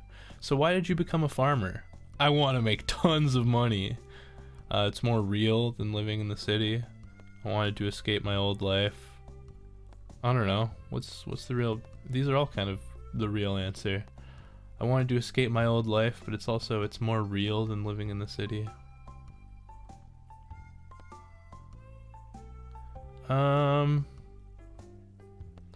That's a really cringe answer. It's more real than living in the city. Wow, it's so pretentious. Yeah, let's say my grandpa's footsteps. That's very sweet to honor your grandfather like that. Oh, why thank you. Why thank you, Leah. Wonder what she likes. Let me let me look it up.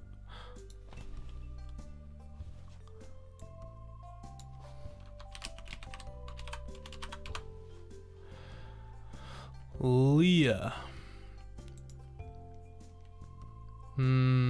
Truffle, vegetable medley, wine. Ooh, she loves wine, eh?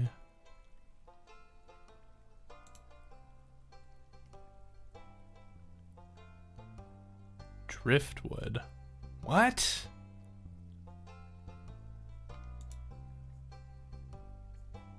She loves driftwood, huh? Oh, goat cheese. Man, that's actually not that hard once you get a goat. Oh man, that's good to know. Okay.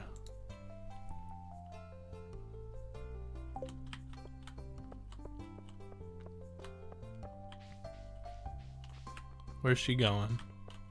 Alright. I want to see. Can I go to the saloon right now? Let's get her some wine.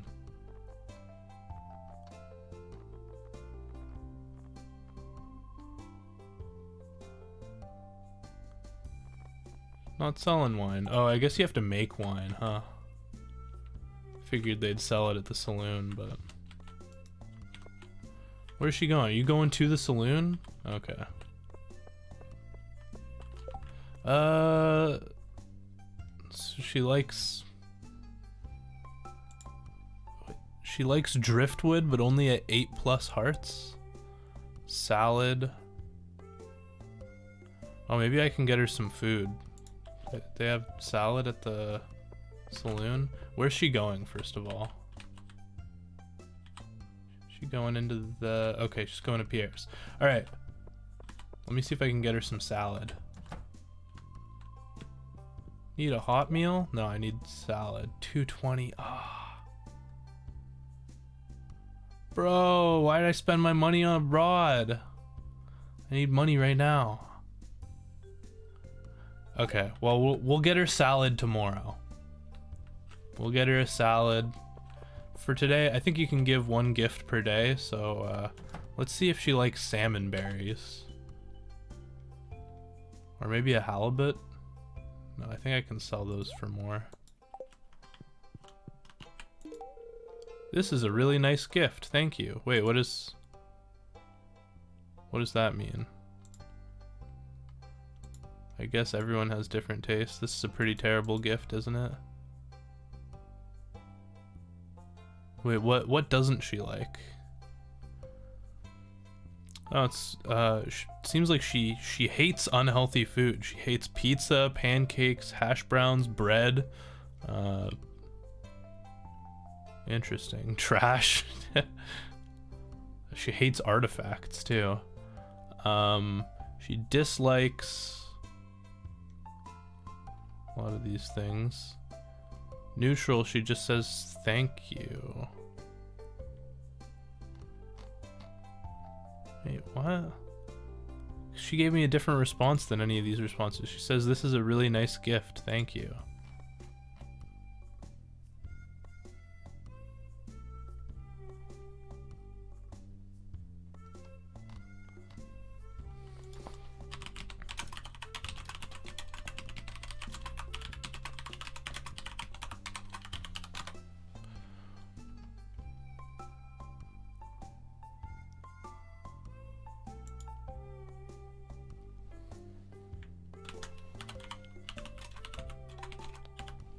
Oh, that's for things that she likes. Oh, all fruit. Oh wow, that's very easy.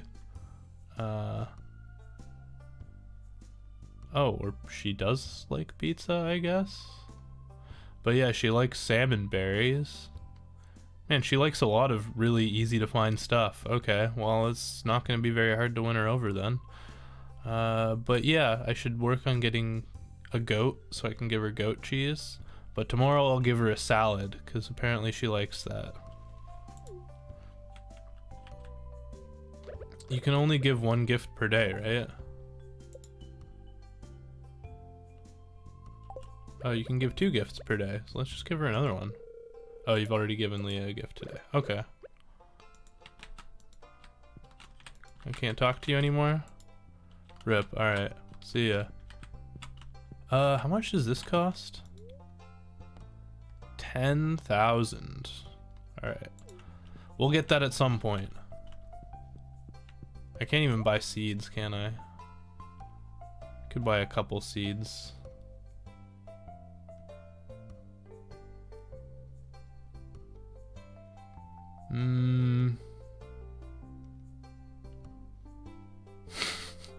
Let's plant 2 potatoes today.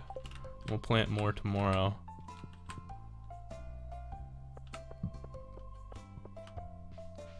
And then we'll do some more cleaning around the farm. Clear out some of the nonsense. Let me get more salmon berries. Apparently she likes those. Although I'm just gonna sell these honestly, because I'm gonna get her salad tomorrow.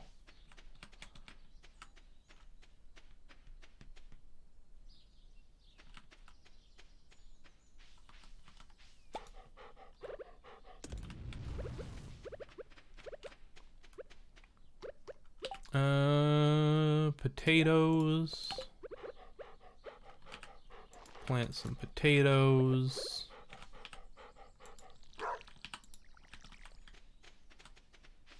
Doggy's going wild. Oh. Okay, I'm gonna see if I can get there in time. Sell these, sell the halibut, sell the sardine. We'll sell the quartz too. Okay. I totally forgot, but I'm gonna see if I can get to the shop that opens my geodes. Oh, I think that costs money though. Well, we'll at least see if I can donate my dwarf scroll.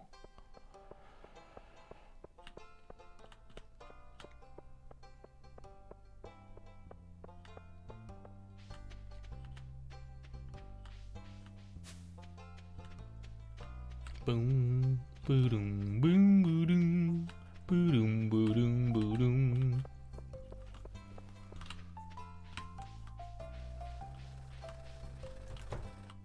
Okay, let's see. Costs money to open a geode, right?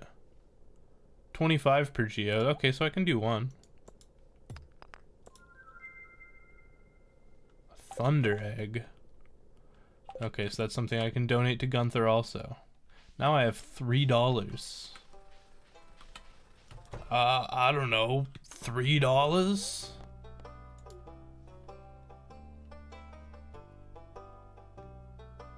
Wait, I can't donate the dwarf scroll? Oh, I already donated one. Okay.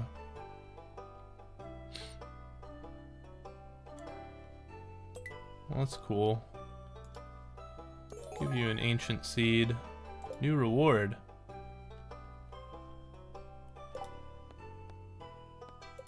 Oh yeah. Got money from Haley. Oh, I probably could have used that to buy a salad. Oh well. Collect rewards. What do we got?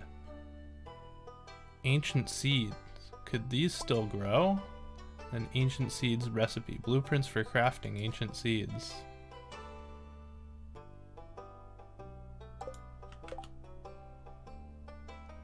How do you craft ancient seeds? You need one ancient seed. Okay. Yo, I'm gonna go plant these. Wait, I'm gonna Google it first because they might not be in season. I don't know how this works.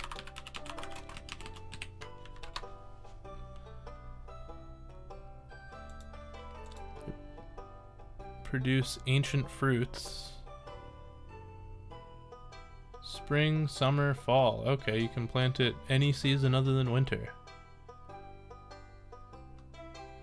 Whenever the seed maker is used with any other crop than ancient fruit, there's a 0.5. Okay. What does the ancient fruit do, though?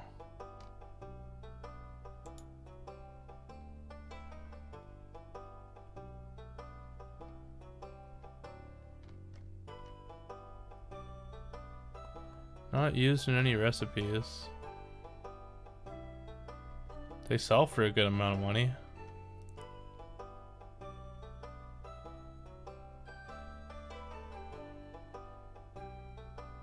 Oh man, they take 28 days to grow. Well, it's springtime right now, right? So I should be able to do that just fine.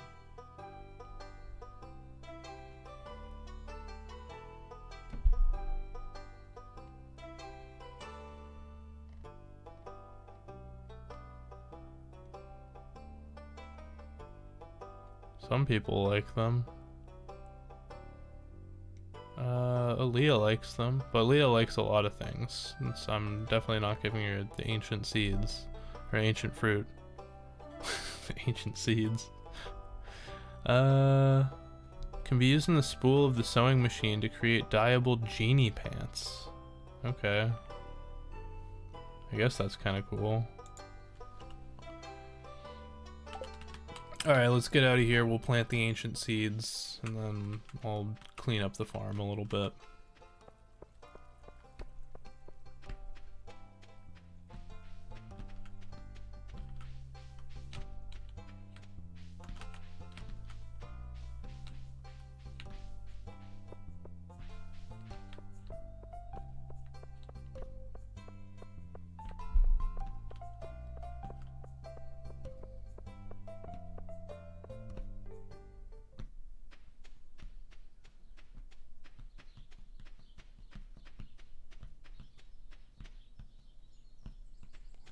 Okay. Got a copper bar. Plant the ancient seeds.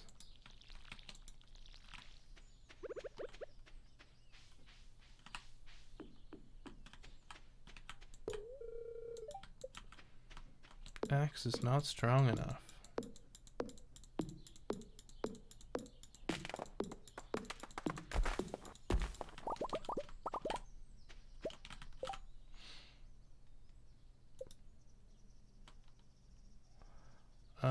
How do I... Is it just from using...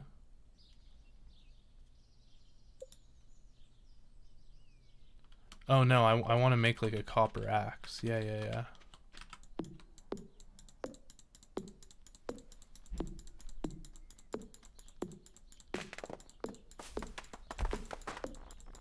I think,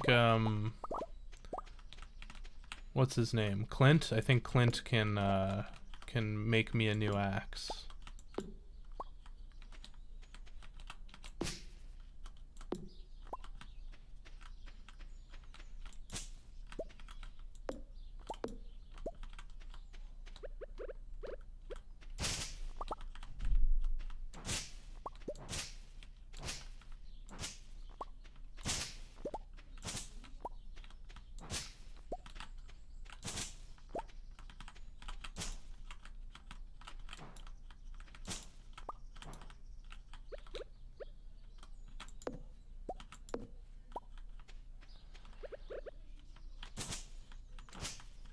Okay.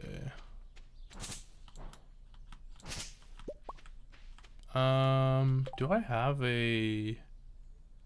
I don't have my scythe, but I want to build a silo first, and then you can get free hay from using your scythe on the grass. Okay, it's getting dark. I'm gonna go to bed. And then I'm going to hopefully get some money for all the stuff I just sold. Oh, I guess I can sell the dwarf scroll too, because I don't need that. We'll see how much that gets us. Oh, that might be for mixed seeds, honestly. Okay. Get that going. Let's plant these mixed seeds just because why not?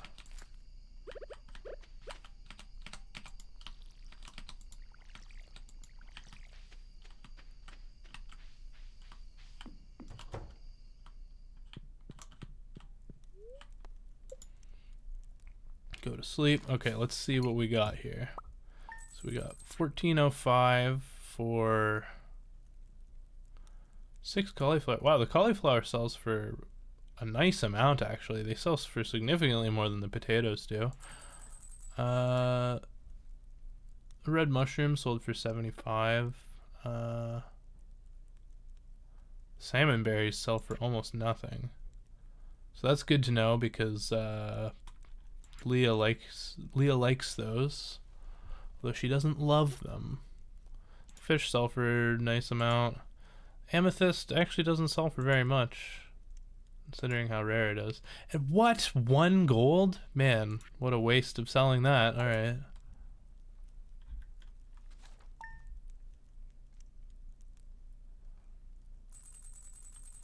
Okay.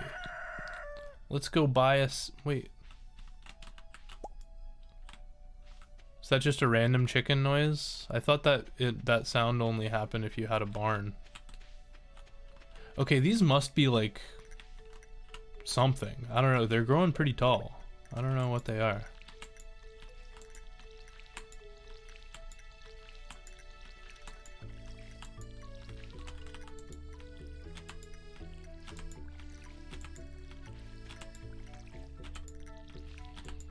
Boo, boo, doo, boo, boo. Music in this game's so good, man.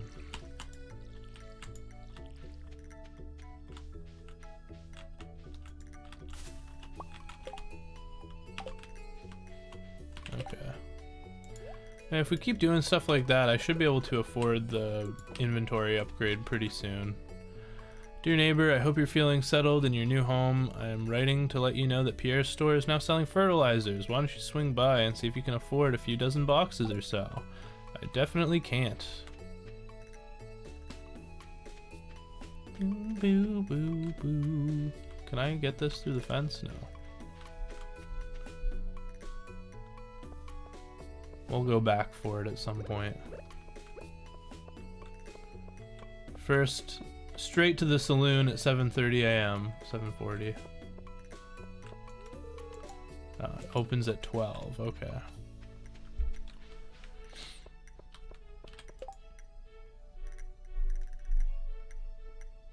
There's the egg festival.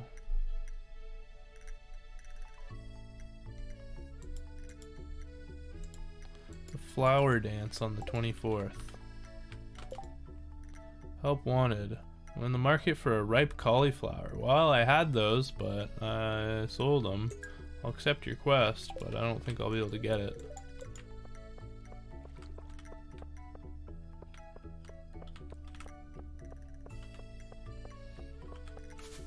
Boop, boop, boop, boop, boop, boop. Doo, doo, doo. Hey, Shane. Leah lives over here, right? She lives with Marnie, I believe. Or no, she lives in this house, right? It's locked.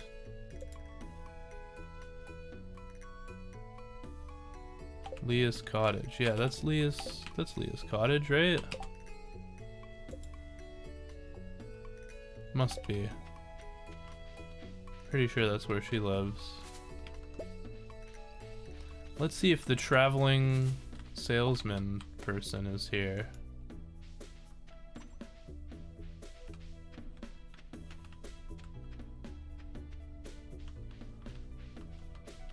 Nope. I was also gonna go to the wizard's place, I guess. We got some time to kill waiting for the saloon to open.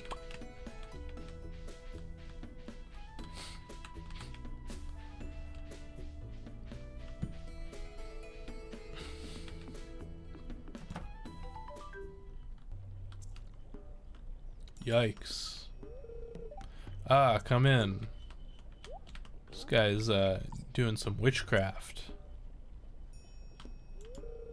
I am Rasmodius, seeker of the arcane truths, mediary between physical and ethereal, master of the 7 elementals, keeper of the sacred you get the point.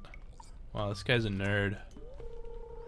And you, Paul Krebus, the one whose arrival I have long foreseen. Here, I'd like to show you something. This is creepy. Behold! Whoa. Oh, those are the little guys who are in the community center. Aw. You've seen one before, haven't you? They call themselves the Junimos. Mysterious spirits, these ones. For some reason, they refuse to speak with me.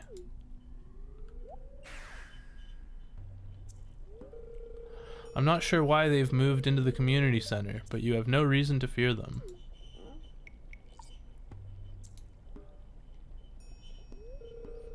You found a golden scroll written in an unknown language. Most interesting. Stay here, I'm going to see for myself. I'll return shortly. Oh, he's gonna teleport. Man, what a weirdo. You're like, oh, there he is. I found the note. You're gonna throw it into the pot? The language is obscure, but I was able to decipher it. We, the Junimo, are happy to aid you. In return, we ask for gifts of the valley. If you are one with the forest, then you will see the true nature of this scroll.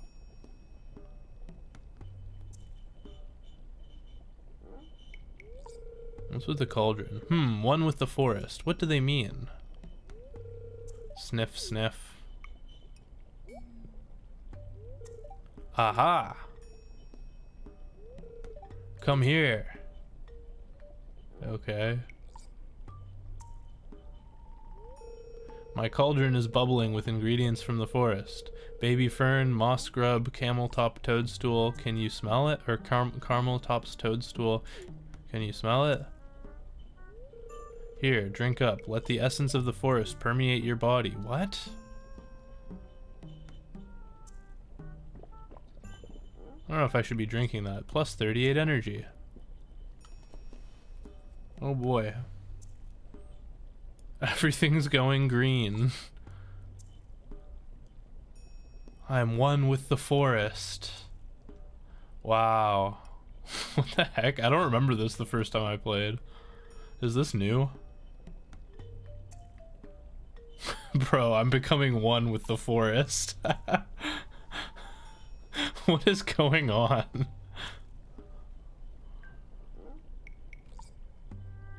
This is whack. You've gained the power of forest magic. Now you can decipher the true meaning of the Junimo scrolls. Okay, well, that was interesting. Let's go visit the little mouse man. I don't know if he has to send me a letter first. Hats. Hey, it's the little mouse man. Hiya, Pokey. Did you bring me coins? Good, me sell hats. I don't really want this southwesterner. Actually, it is pretty nice. Keep sailors dry during storms. Maybe when I get a little more money. I kind of need my money right now. I'm saving up to get the backpack upgrade. It is spring, right?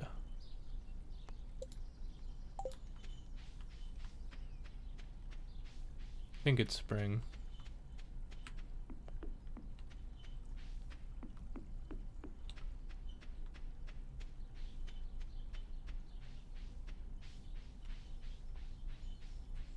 Okay. It's locked. Only Leah's friends can enter uninvited. Oh, there's Leah. She just left her house. Wonder where she's going. Hey, Leah. Hello, neighbor. We both live outside of town. Does that mean something? Ooh, does that mean something? I don't know. You tell me, Leah. I'm gonna get you a salad. Don't worry. I know you want salad.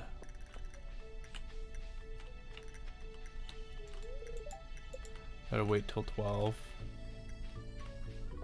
Leah, don't run away from me, alright? I need to get you a salad. Where is she going? We both live outside of town. Is she going to the saloon? Or is she going to the seed store again? You going to Pierre's? Oh, you're going to the doctor. Is it an emergency? Oh, she's gonna go sit down. Alright. Let's get her a salad. What? Bro. Hurry up, I need to buy a salad.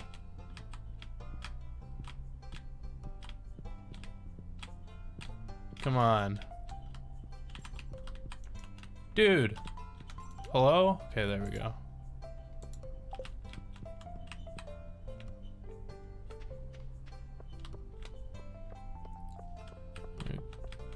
Go into the doctor's office. Hey, Leah. Hi, here to see the doctor? No. Here, take this.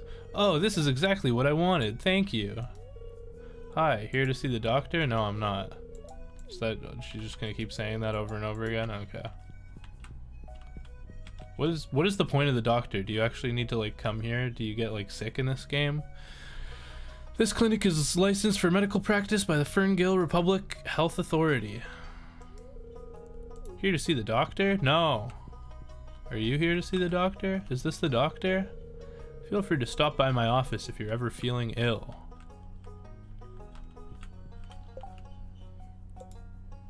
Does Leah like me yet? Man, you really gotta give him a lot.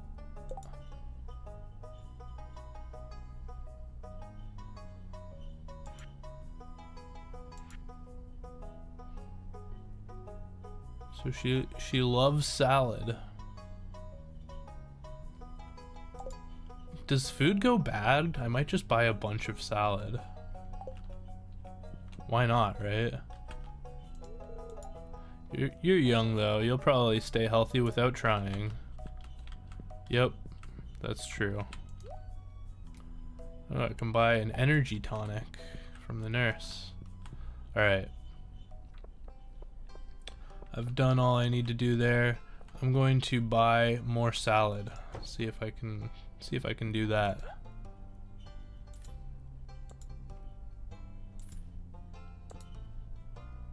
I hope these don't go bad. I'm gonna store salad away to give to her. Hey Leah, I know that this salad's like 3 days old, but you love salad, right?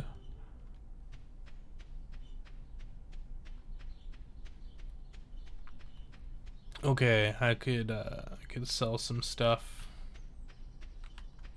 It's too bad I don't have any more cauliflower.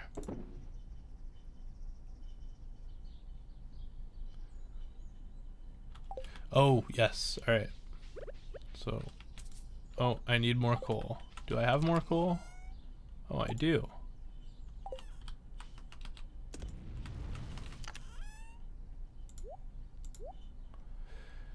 Okay. Don't need that, don't need that.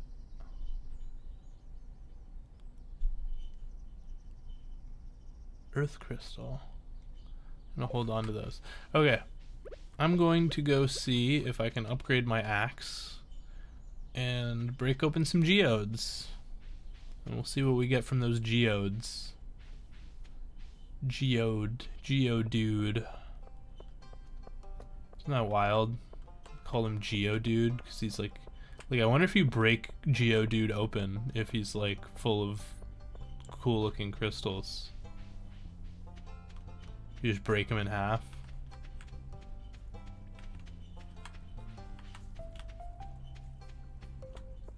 Okay. Look, it's Penny. She's playing with those kids that she babysits or whatever. Alright, Clint. Let's do this thing. How many do I need? I need 5. Oh, and I also need 2,000. Okay.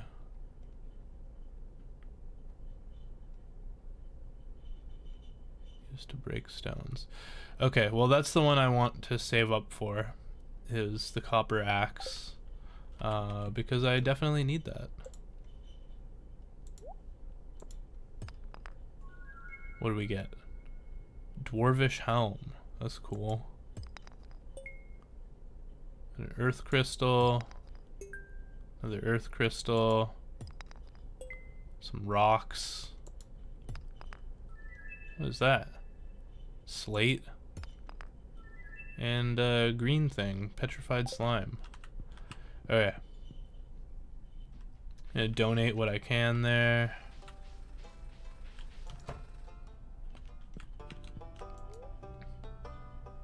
I might pursue Penny too. I don't know, Leah or Penny. I don't know. It's a tough decision. Okay, donate. All right. We'll get some slime in there. Give you some slate. Give Maybe the dwarvish helmet. Let's put it beside the dwarf scroll. New reward. Ooh, starfruit seeds. Plant these in summer. Okay, we'll wait till summer. We got a standing geode. That's a cool decoration. I used to have that in my old save. Okay, what's up, Penny? What is Penny like? I'm tutoring Vincent and Jas today. They're a handful, but it's nice to make a difference in someone's life. That's sweet.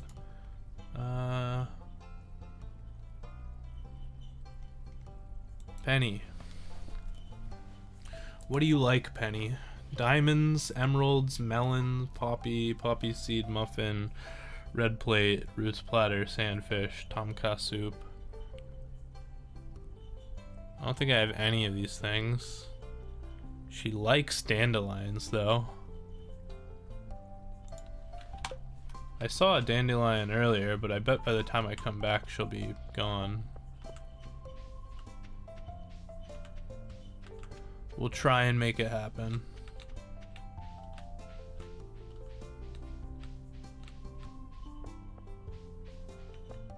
So I think the dandelion I saw was all the way up here to the left.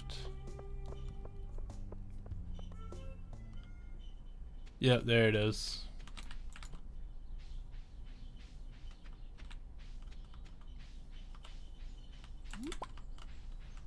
Okay. Supposedly she likes these. Come on, don't leave on me.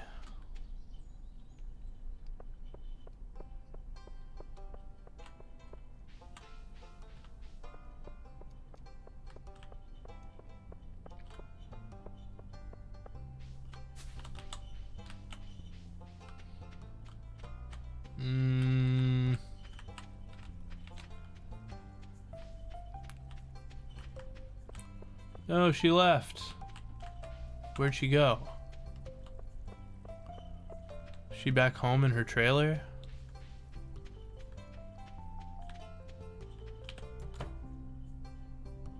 Nope. Where is she?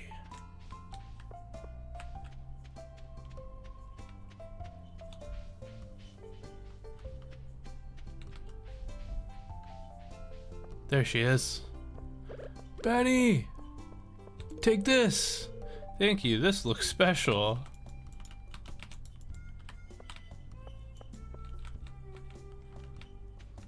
I slowed her down. Wait, she won't talk to me? I just gave you a dandelion. You're not gonna talk to me? Wow, unbelievable.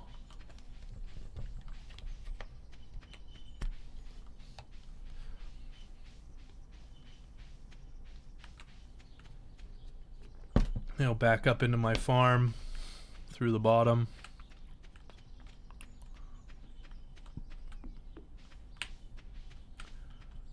Gonna plant a starfruit instead of the whatever the assorted seeds I planted yesterday.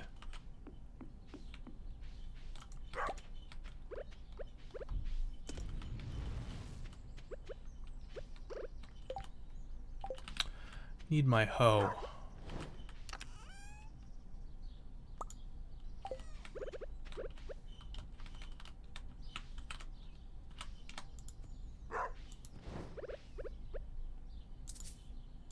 Oh, it's out of season. Right. Whoops.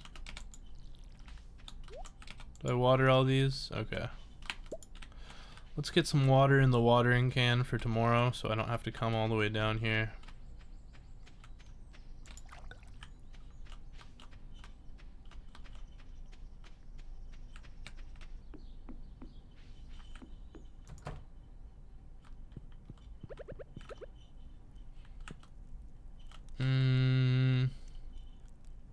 Yeah, alright, let's go to bed. Wait. I bet there's stuff I can sell. First off, let's place this like right here. Nice. Beautiful. What can I sell?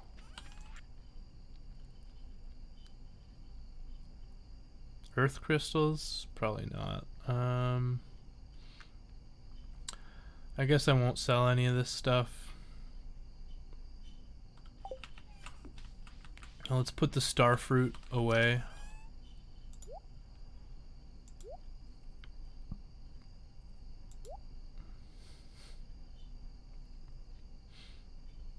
That's a summer crop. Okay. Okay. Let's go to bed. Try and save up some money to, man, that is not a lot of money. Guess I could go fishing to try and make some better money while I wait for crops to grow. I guess I need to invest in stuff.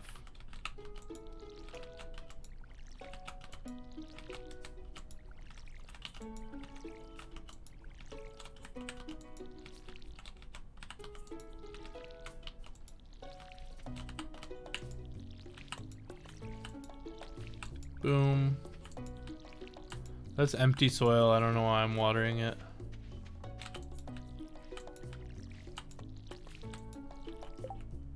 Did I plant those potatoes? Yeah, I did.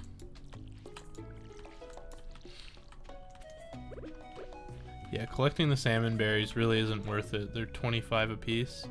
Dear Paul Krebus, how are you doing, sweetie? I've missed you so much since you left. I hope the farming life is everything you hoped for. Love, Mom. P.S. I sent your favorite cookies. Nice. Thanks for the cookies.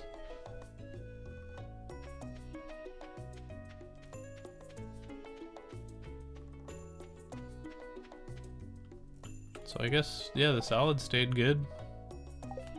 Still good on the salad.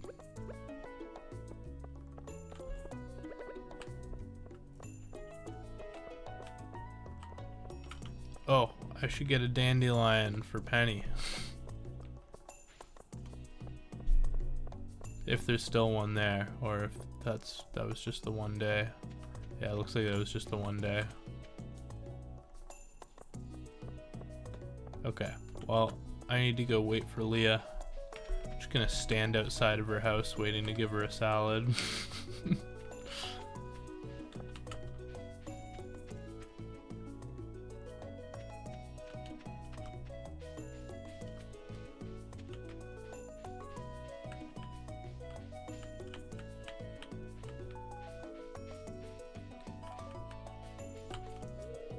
It's locked. Come on, Leah. I know you want a salad.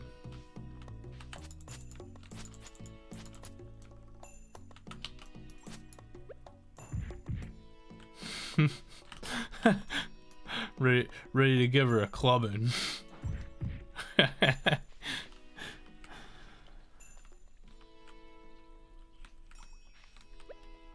Come on.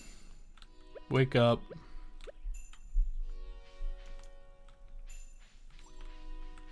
It's salad time.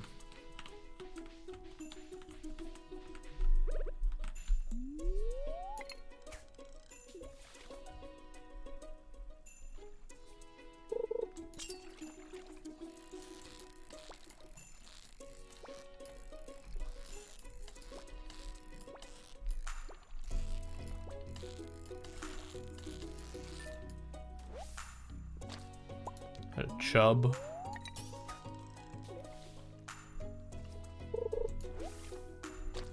Green algae.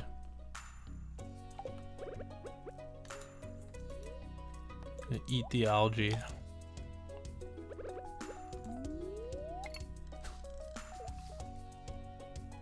Waiting for this girl to get up. I'll do some fishing in the meantime.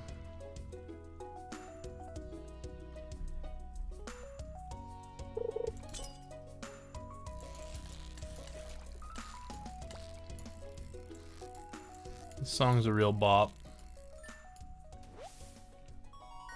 Ooh, sunfish, new record. Okay, are you gonna get up anytime soon? Wait, did she leave already? Where is she?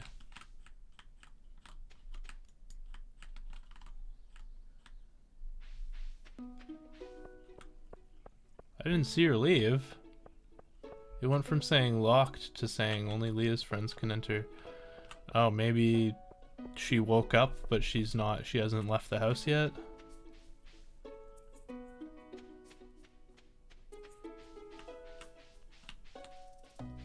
She up at 11?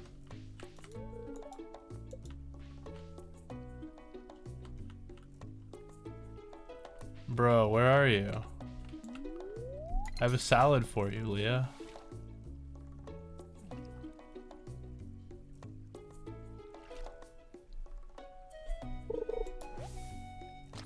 Broken CD, nice.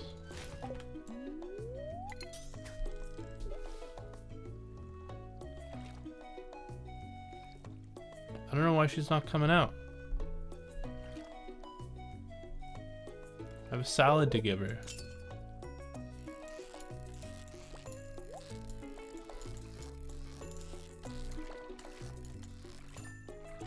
Oh, I almost got that treasure. Oh well. Chub. Okay, where is she? I need to look at the where she's at on Wednesdays.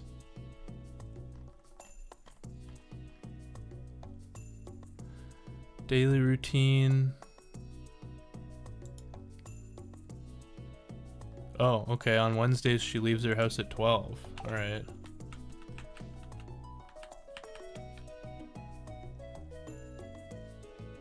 She must be getting there she is. Hey Leah. This morning I accidentally stepped on a bug. Oh no. Oh, you can only give 2 gifts a week? Really? Wow. Wow. Wait. Do I have room in my inventory? Yeah, okay. We'll throw out some mixed seeds next, because I don't need them. Another broken CD, wow. Throw out the acorns too. I don't really need the sap either.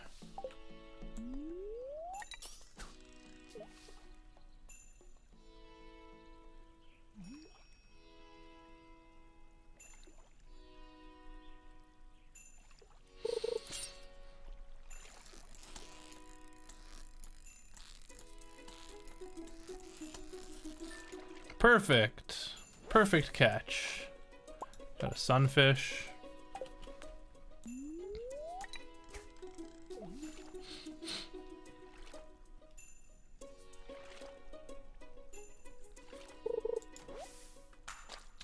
Algae. Let's just toss it.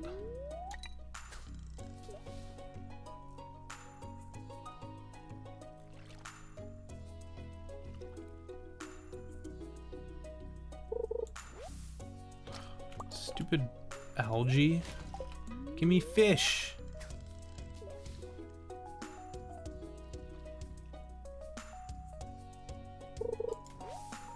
Bro. Stop.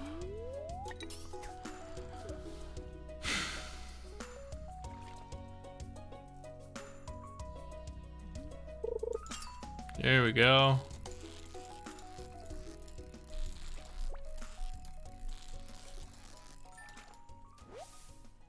Another sunfish.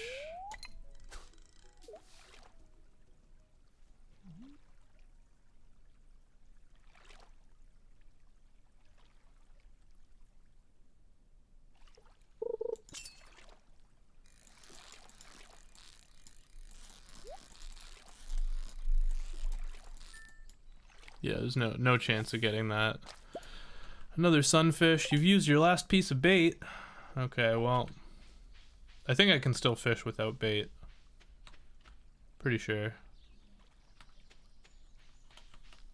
Let's go find Penny. Give her a dandelion.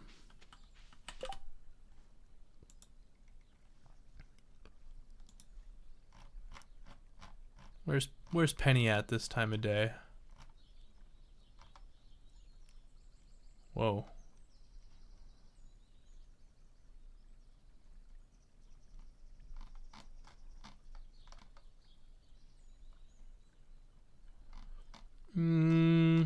Where does it show her schedule? Oh, there it is.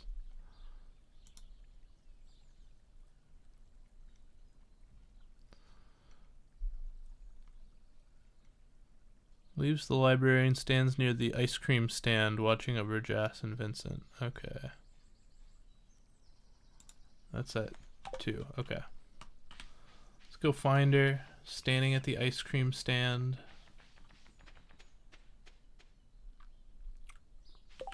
We'll give her dandelions. She loves dandelions, bro. No, she just likes them. She doesn't love them. But it's better than nothing.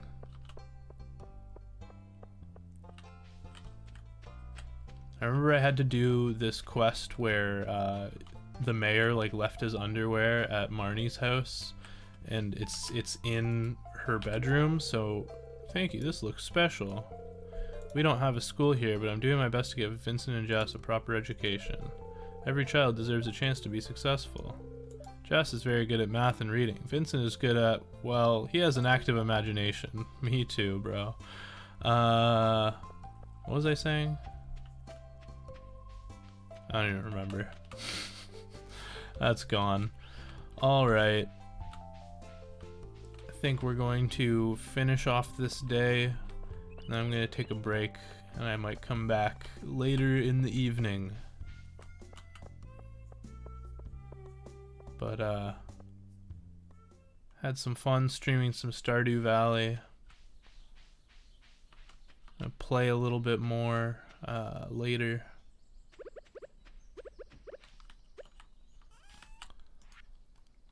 Let's sell our fishies. See how much money that gets us.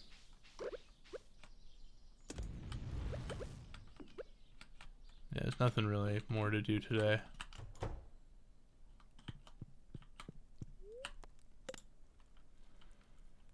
Go to bed early. That's okay. 250. Gonna be a while till I have 10,000 though. Growing crops really is the best way to make money in this game. I should just go through it. Oh, hey, these are cauliflowers, I guess. I guess I don't have to do that today. Yeah. Alright, well, I think I'm done for now. Just play a little Stardew, and I'm bored now, so I'll probably be back on later tonight, do something else. If you're watching, thanks for tuning in. I'll see you later.